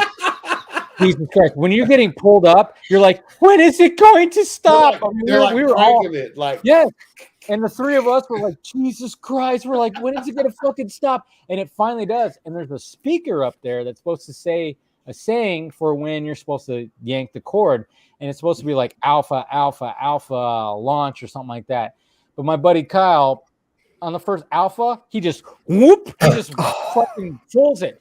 So like when we're up there, I'm like looking down. I'm like, is everything good? And all of a sudden, it was just like, dude. And it was just like I was looking this way before we got, dude. But yeah, and it was funny because when we watched the video, we just see him. He just like as soon as we're up there, he just like, he just fucking pulls it. So he pulled it early, way early, and it was just like holy shit. But it was pretty intense. How good of a friend was he to you? He's one of my best friends. I would be like, dude, listen, we're still friends, but I need to beat your ass real quick. Yeah. Can I like flick your like your knuckle or something? Dude, I'd have come out of the harness slapping. You stupid. Oh yeah. I've been like the old school parents. Don't you ever do that again. Oh, I know. It was funny, but it was that was intense. I don't know. Yeah. When I was younger, I was a bit of a daredevil. Now I'm like, God damn, I don't know if I could do any of that. Yeah. When I was younger, I didn't care about like what any ride did. Just get on there and just I was chicken. Yeah. I hated rides. I don't like flipping, going upside down. I don't even like hanging upside down. I don't like spinning. I don't like stuff like that. Well, I get dizzy really easily. Yeah. Yes, like my kids sometimes will be like, spin me. I'm like, no, I don't spin. I don't do that. I don't hang upside down. I don't go on loops. I don't. Oh my God, no. Never go to like the smaller, like the smaller like state fairs or like the carnival. Are you kidding me? Those are the worst. Yes, because they have like the reason they're so dangerous. I know, and I've been on some of those roller coasters. But it's like the gravitron, which is the thing where like you're just gonna stick like it's just I a don't giant do that. centrifuge. Yeah, it's like dog. When I was younger, I would try to lift. We would like lift up our legs and try to press up against it as much as possible and stuff like that. No, the gravitron fucks with the guts. I did the most basic. No. T carts, and maybe like bumper cars, right? Bumper cars are fun. Yeah. Or the scrambler. The scrambler is fun. Not like, why do you want to feel sick? I don't get it. Like, why do you want to be tossed around and like Gravitron. That's not fun. Yeah. I'm like, and then you're eating a crap ton of food at a state fair. That's what I want to do. And not good food either. All the elephant ears and the sugary cotton, like all things that are going to make you throw up. Yeah, you're eating before you get on these rides. I mean, I'm surprised you don't come across more more puke in those places, because it's like there's so much bad food. Depends on when you go. Heavy stuff, and fried. Everything is fried, no matter what it is. Fried Oreo cookies, fried corn dogs, fried fucking everything. And then they're like, then get on this ride that's gonna spin you around, and it's like also it's delicious though. Oh yeah, dude. It's really bad for like, especially when you talk about riding rides, but that's just delicious. Oh yeah, it can be. Yeah. When I was in for my fraternity, we did we would do fundraisers for like our events, and one year we worked at Cedar Point like 3 times out of the year. Oh wow! And in October, like in the fall months, it was cool because it was Halloween weekend. We just worked haunted houses and scared the shit out of kids in haunted houses. That was fun. But the first one that we went to was Ride Pride, and that's where you actually have to like work at the rides. And we were there for like opening weekend, so like the very first Saturday of the park being open, we were there, and that's when plenty of stupidity for 14 hours I'm sure.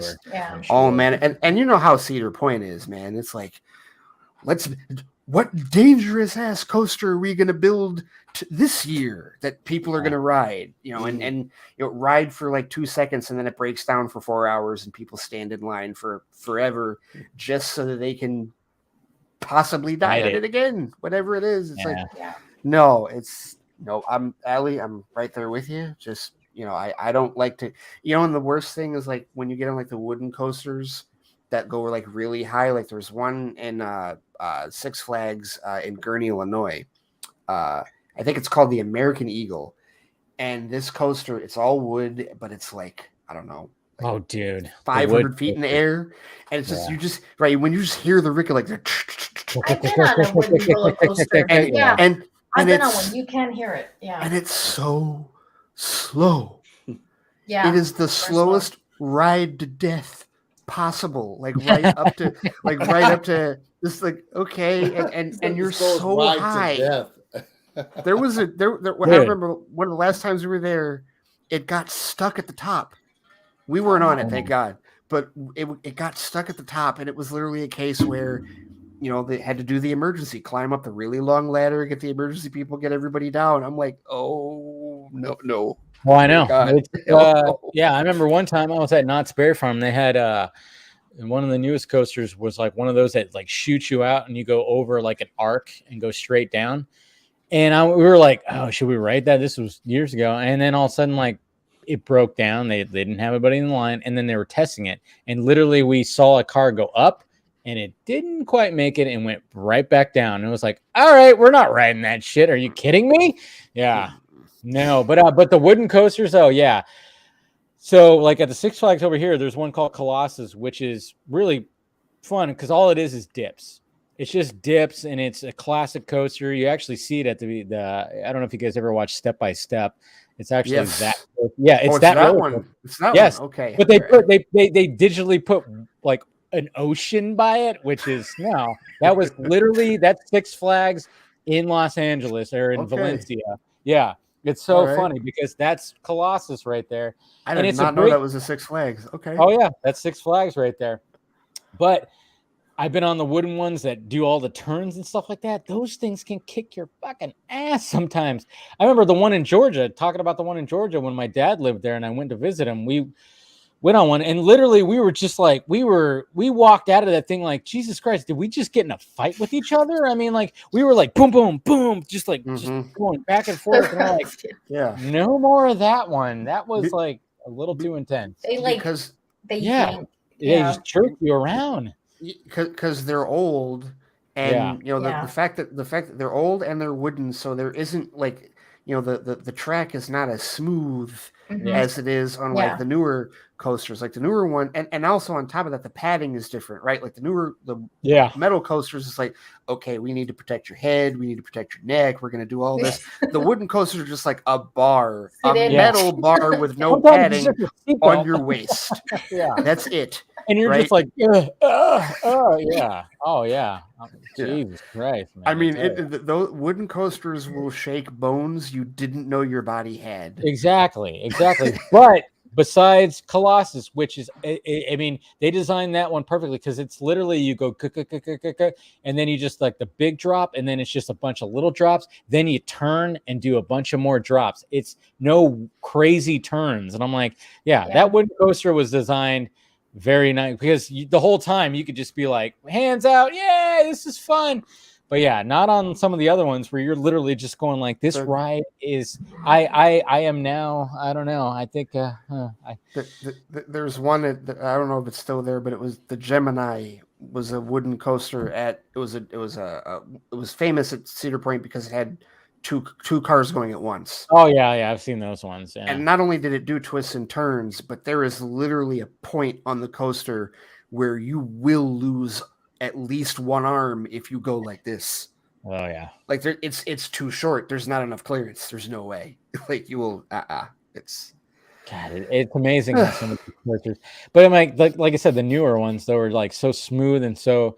They're so safety oriented but they're crazy though. I mean, some of these new coasters, like there's one at this Six Flags called X. It's just called X. I mean, this is where you're in a seat on the side of the track. Oh, and I've the seen those I've seen those. Yeah. And so your seat is spinning as you're going through the track. What? So the drop is literally a 90-degree drop. And you're facing like this, like you're leaned back like this, and then when the drop happens, your seat goes like this. So you literally are doing a free fall, it's crazy intense. It's pretty damn awesome, but holy shit. And then all of a sudden you do this and then your seat does like a whole backflip and you're just like, oh, you don't even know what fucking play, like where you're pointed, and it's crazy, but it's fun. But Jose right here just had a super chat of $5 and he wanted to say, like, now let's talk about one of our favorite topics, massive reshoots. Oh, yeah, I saw that. Oh. It's fine. Doctor Strange. You know what's hilarious, Dave, is like, What? I feel like for whatever reason, like maybe just within the last week or so, it seems like all the stuff that we used to have to like defend for DC movies, now we're like, it's coming up with Marvel movies, and it's like, guys, we've been saying for 5 years what this is, you know, like with the Rotten Tomatoes stuff, obviously, and now with this, it's the same thing. Everybody, how many times do people freak out about reshoots with DC movies every time? And it's like, it's whatever. It's not a big deal. Yeah, but the thing with this one though, so according to some of the reports, and again, it's like, how legit are they? For all we know, it could just be a week or two, but apparently what I was reading is it's 6 weeks, 6 days a week. And I was like, ooh, that sounds pretty significant. And I'm just kind of going like, okay, so do they not like what Raimi was doing? Or I don't know. It's just when you hear stuff from Elizabeth Olsen or Benedict Cumberbatch, it's like, oh yeah, Raimi's doing some crazy good stuff like that, but it did it not I don't know. It's all like when you see some of these reports, you kind of just start freaking out. But then for all we know, it's just a bad source, and then all of a sudden it's like a week later we go, oh yeah, the reshoot's wrapped. And you kind of go like, all right, so it wasn't that significant. I'm kind of hoping that that's going to be the case. It's like, oh yeah, the reshoots are done. It wasn't going to be this string, you know. But with the information we have now, I'm like, damn, that sounds like it's like a quarter of the movie at least. I don't 6 know. weeks is a lot. Yeah, 6 weeks, 6 days a week. Yeah, and then plus what? Doctor Strange. That's one of the movies that got pushed back too, right? When they pushed back a lot of their movies, like I know, and a lot of people thought it was because of the Batman, and I was like, maybe it was because of the Batman, but I was like, you mean for the? Are you talking about the second time? Because it's moved like twice. Oh yeah. Well, I mean, like recently there was like several movies that they pushed. Now it's one of them. Absolutely, yeah. No, it was going to be 3 weeks after the Batman. Now, not anymore. Yeah. I don't think they pushed it back because of that. Because I feel like they're obviously. Yeah. I mean, like we can joke about that because obviously when you watch that trailer, you're like, holy shit. But then it was like, when people are like, what do you think? And it was like, yeah, I would joke about it and be like, oh yeah, you know, sure. Yeah. They got scared and stuff like that. But I was like, no, it's a totally different kind of superhero. I don't see them competing. World. Yeah. It's not like Civil War and BVS. It was not. I think it had to do with like, and now that we're getting the information that there's going to be reshoots, I was like, I think they just want to give it a little more time. And maybe, I don't know, maybe, I mean, I just hope that Raimi, you know, coming back into this world, hopefully he wasn't fighting with Marvel Studios or Feige. And that's what I worry about. That's what I worry about when I heard this. That's the only thing I was worrying about. You know, Richard Newby, he commented on it a couple hours ago, and he's like, you know, people have like, you know, obviously like bad feelings after obviously what happened with Justice League. And it's difficult to not to put that out of your mind, you know, completely as unique of a situation as that was. If they bring in another director, that's when you really start freaking out. Totally. Oh, yeah. That's why I hate when people start comparing it to that, because that was reshoots with another director. Totally different situation. Yeah, that's where I'm like, all right, you're going a little too far with that. As long as it's with the same director, but again, still, we could worry a little bit. They can still force things. Yeah, like the director can still end up doing stuff that they don't want to.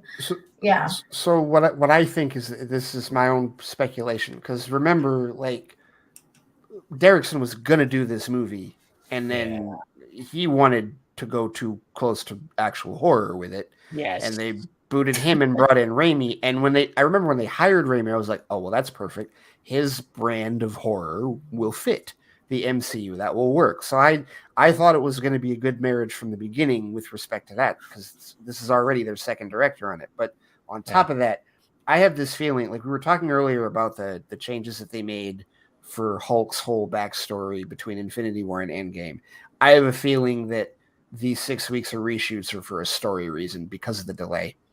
Because and that's the other thing, this is where like the MCU homework really works against them, because Eternals is movie 26, and there's like so many, and it's like when someone who wants to get into the MCU, where do you tell them to start? And are you really going to tell them to watch that many movies just to get caught up? But they do things in such an episodic manner, and even like their production schedules, it's like, okay, well, this movie's got to come out here, that movie's got to come out where, and they had to reshuffle a lot of that. Like Eternals and Black Widow was supposed to be out before we even saw Shang-Chi. Shang-Chi was supposed to be after those two, and Spider-Man No Way Home was supposed to be like in a different place in the schedule. So I think that possibly, just my speculation, this has to do with story changes that they are making, narrative changes to whatever is going on based on the rest of the franchise. And partly it could be because, what we talked about too is like, how are they going to introduce the mutants into this world? Could be this, because there has been speculation that we might see, it is the Multiverse of Madness, which I still am not happy about that title. It sounds like a ride. It sounds like Doctor Strange, the ride. Multiverse of Madness. Sit in a car and you get to look at that. It's 3D. Yeah. Put your glasses on. It just sounds like that to me. Multiverse of Madness. It would be the ride at Disney if it weren't the title of the movie. yeah. Mr. Toad's Wild Ride kind of thing. Yeah. Which I've ridden that, and it's just, man, that ride is so old school, where you're just like, that was it. Okay. I can see how that impressed people back in the 60s and 70s. No, but I think it's probably has to do with something with that too. I'm like with you on that. Like, I don't think this is all just like, oh no, a quarter of the movie or whatever sucks. No, there's always going to be pickup shots. Mind you, anytime there's always, with these big movies, there's always going to be even before Zach left Justice League, he had scheduled reshoots. I mean, that's one of the things that we, that gets lost in the translation too, is like, no matter what, there's always going to be reshoots on Zack Snyder's Justice League. And sadly, he couldn't do some of that. I mean, look what he had to do, like with some of the stuff that, especially when it came to Superman. A lot of that stuff was recycled footage that they repurposed for a scene, all the Cavill stuff. But, like Zach would have loved to just like actually shot some of that, but couldn't, I mean, that's one of the things I always stressed when it came to the release of Zack Snyder's Justice League, was like the fact that the reshoots that he planned, he did not get because the reshoots they did was trying to reshoot half the fucking movie, or more than half the movie. To be honest, this is a little bit different, but at the same time, it's like, maybe they were trying to inject, make sure stuff is going to be like, all right, we have to introduce this, and maybe depending on these characters, who they're bringing in, and what we kind of been hearing is like, maybe their schedules weren't available at the time, so they have to do like, now we're going to shoot those shots. I don't know. It's a multiverse of madness. There's going to be multiple characters throughout this movie, and from what I'm hearing, there is going to be some stuff. I mean, don't even take from like Fox Marvel stuff. I'm talking about even just within the MCU. I mean, like, what if characters, I think, maybe even be a part of this movie too. You watch What If, I think some of those characters might end up showing up, because that Doctor Strange was pivotal in that series, and a certain Doctor Strange Supreme. Yes. And that was like one of the best episodes of the fucking whole series. Yeah. Definitely one of my favorites. And I'm like, episodes. And if some of those characters needed to come in here, and maybe at the time those actors or actresses couldn't make it, that could be part of this too. So trying to optimism, guys. I think that's one of the, like, as good as Marvel is at what they've done over the years with creating a massive movie universe where everything is connected, and it is a universe. Like, they've just done that. They've built a whole movie universe. I think in one way it works against them, in the way that in the sense that like there's so many things that they have to pay attention to, as far as everything affects everything else, and everyone's movie affects other, like, you know what I mean? Yeah. It's hard to have, like, you can't really have like a stand. Black Widow is probably the only movie that feels somewhat standalone-ish in the Marvel, to me. Yeah. Like, you can like, yes, okay, they reference things, but and then it leads to her like going to yeah. But I mean, I think it's probably because, to me, well, maybe if it would have came out, or if they wouldn't have waited so long, it might have felt. The thing. I think I would have more, appreciated the movie more if it was actually in like, hey, this is right after Civil War. Black Widow should have come out right after Civil War, just before Black Panther. It's just too long. And then the fact that it had to get pushed back so much because of COVID, that made it feel even more out of place. Mm-hmm. Part of it, I also think, they just felt like they did it because they were obligated to. I don't know. It is not as purposeful for like the grand scheme of things in the MCU. Not that it was a bad movie. I just feel like it would have been better if it had come out sooner, especially because she already died. So it's like, we already know her much better. Yeah. Right. So, I mean, but as far as what I was saying, like everything, all the movies have to, like, things have to be referenced, and then, every movie has to affect this and it has to tie into that, which, I mean, they're really good at doing that. They've obviously, like, I don't think any other movie universe will probably really compare with them in that way. But I think that's one thing that sometimes works against them, because I think it can hold some things back as far as storytelling. Like, you have to make sure, obviously there's going to be holes here and there, because that's just how it's going to be. That's not going to be perfect and seamless where everything connects and happens perfectly. Because people reference Captain America staying. Good cough button on there. Yeah. People reference people talk about Captain America. What happened since he stayed at the end of Endgame? Yeah. Like, did it, you know what I mean? Like, things like that, okay, you can say they're plot holes, or, it changes things or whatever, which is going to happen because it's just too much. Obviously it's going to happen. But I feel like sometimes it can work against them in a little bit in that way, is that, like, stuff can't just be its own thing, or right. But they're really good at what they do, though. And now bringing in the series. Yeah. And Jose brought up a good point. It's like Black Panther was pretty good standalone, I would say. You know what? But I feel like we need to, because like it's saying that Marvel is like episodic, and like I go through this all the time with Marvel fans when I tell them, like, listen, it's episodic, it's cinematic television.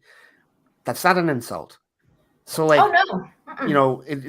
telling, like, identifying the structure of your franchise is not saying that it sucks, or not saying that it's even like, the wrong way to do things. No, you have clearly found a successful way to do it. So like that's, but you're right. It doesn't allow for a lot of individualized creative freedom with these. That's why Eternals was kind of was really a shock to the system. I still have to watch it. But I see what I've seen the freak out from people that are like, oh my god, you know how that goes. Judge it yourself. Judge it for your own opinion. Oh no, for sure. Absolutely. I definitely 100%. But I get what Jose is saying about Black Panther, because here's the thing about Black Panther, though, it's standalone. However, if you don't know, his father died. Yeah, you didn't see like his whole introduction. Like the dude stole the show in Civil War. Like seriously, the mid. I still will never forget when Sean and I, when we saw the mid-credit scene for Civil War. The next movie we wanted to watch was Black Panther. We're like, fuck Doctor Strange. Forget any of this. Get us to Black Panther immediately. I need to see Wakanda right now. Yes. But I get what he's saying. Like, as far as, but yeah, it can handcuff them at times with respect to, and especially knowing what is speculated to be in this film, and also knowing the multiverse itself, knowing what has been heavily rumored and we are probably going to see in No Way Home, like next month. Yeah. So many things, and that's not even counting like everything, Loki, the implications of that show, and like everything else that's going to happen. They have so many other variables to navigate now than even they did before Disney Plus stuff started. Yeah. So yeah, I really do lean on the side of they just need to fix some shit. Like as far as chronologically, that's my first thought. My first thought is not, they don't like what Raimi's doing, because I really feel like Marvel, unlike Warner Brothers pre-Justice League, post-Justice or pre-Justice League, I feel like Marvel does a better job of ironing that out with the director before they even film. Now, yes, there was Edgar Wright. Yes, for Ant-Man. Yes, there was Alan Taylor for or not Alan, Patty Jenkins for Thor: The Dark World. Yeah. It's not that they haven't had hiccups; they've had less, and those hiccups happened before they started filming anything. They're like, okay, iron this out, and then they get and then they get the director in, and it's like, okay, when you get the shooting stage, you're pretty much all on the same page. So that's especially when you shoot the whole movie. It's like, okay, now it's time. Okay, yes, most movies do reshoots, but yeah, I mean, obviously it's common for directors to come and go from a movie before one sticks. That happens all the time, but yeah, and I think, maybe they just kind of trust obviously they're better at getting on the same page about, what they want for their whole, because to me, like, Marvel doesn't, I mean, maybe there's some movies that stand out as far as like certain style. I mean, Winter Soldier, I think, stands out for most people. Black Panther. But there's not like signature style. Well, Shang-Chi now, I think, as well. Signature styles from one movie to the next.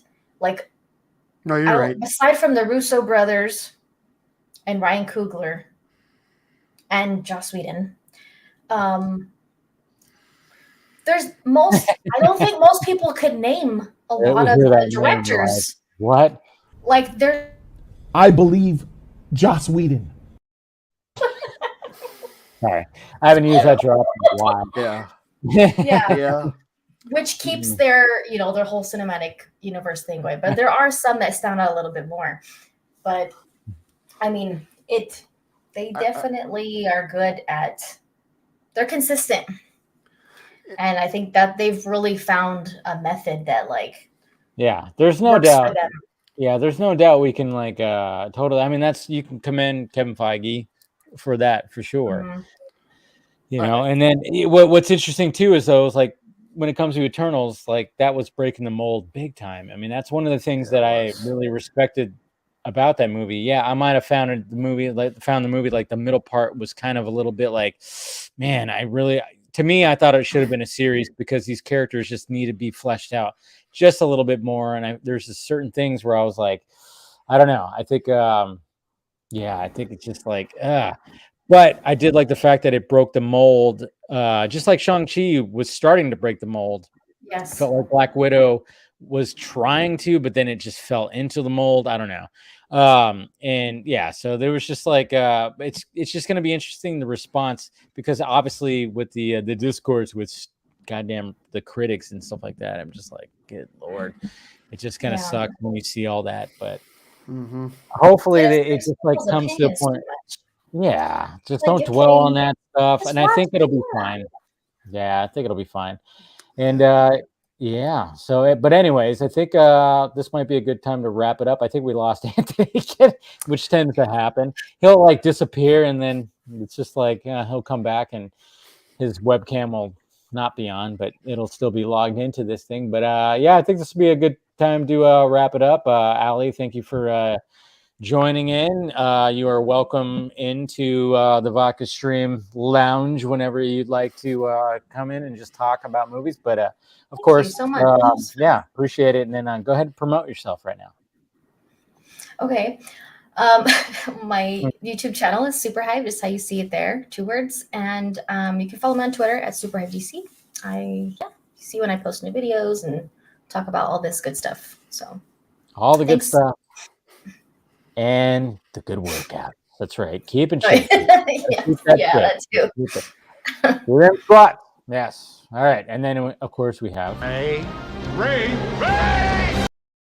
God, Next week. 2 weeks. You Next gotta week. add one from Star Next Wars. week, Ray. Next week. Oh, next week. Oh, You gotta Yes. add one from. You gotta add what's his name from Star Wars? He's always yelling Ray's name. Oh, Finn. Yeah. Finn. Yeah. Yes. Oh, yeah. Yeah. Hers is. I'm gonna stick to Ghostbusters. I was gonna say because hers is spelled differently. At least like I know. Yeah. At least Ackroyd's name is Raymond, like mine is. But yeah. Yeah. But no, that's. Well, a good, I know it's a girl spelling, Right. but it's No, still but weird you're- because he yells her name so much. It's good, but at the same time, I'm like, nah, we're gonna keep it good. Yeah, Yeah. we're gonna keep it old school. Yeah, for sure. Anyway, go ahead, Ray. But yeah, at the Flightcast on Twitter, I have my weekly show, the Flightcast, which you can find wherever you get podcasts, and also at theflightcast.com. My episode tomorrow will probably be talking a lot about Disney Plus Day, the announcements, and the really strange non-evental structure of the day itself. I do have some thoughts on that for sure. And then, of course, I still have Fans Without Borders that I do with a co-host with Brent over at Squadcast Media. Our last episode was a review of Eternals, a spoiler-filled review of Eternals that we did, which he did like. Which, I mean, he loves all the Marvel movies, but he, even with as different as this one is, he did dig it. He did like it. We had a good conversation about it. Nothing wrong with that. And you guys know what to do. Make sure you smash that like, thumbs up before you leave. Oh, yeah. You can't hit a dislike anymore, apparently. YouTube, bubble wrapping this this platform that we're on. But make sure you're subscribed. You've got the membership if you want to join. And, of course, the Patreon is there. And then the Film Junkie Closet. You want to get a Flashpoint shirt like this? Yeah, it's down there. So go ahead and check that out if you're good. And thank you to everyone, even including Anthony, who did not come back, but we send him off. And thank you, Allie, again for being the guest, and always welcome back on, of course. And we love you guys, and we will definitely talk to you later.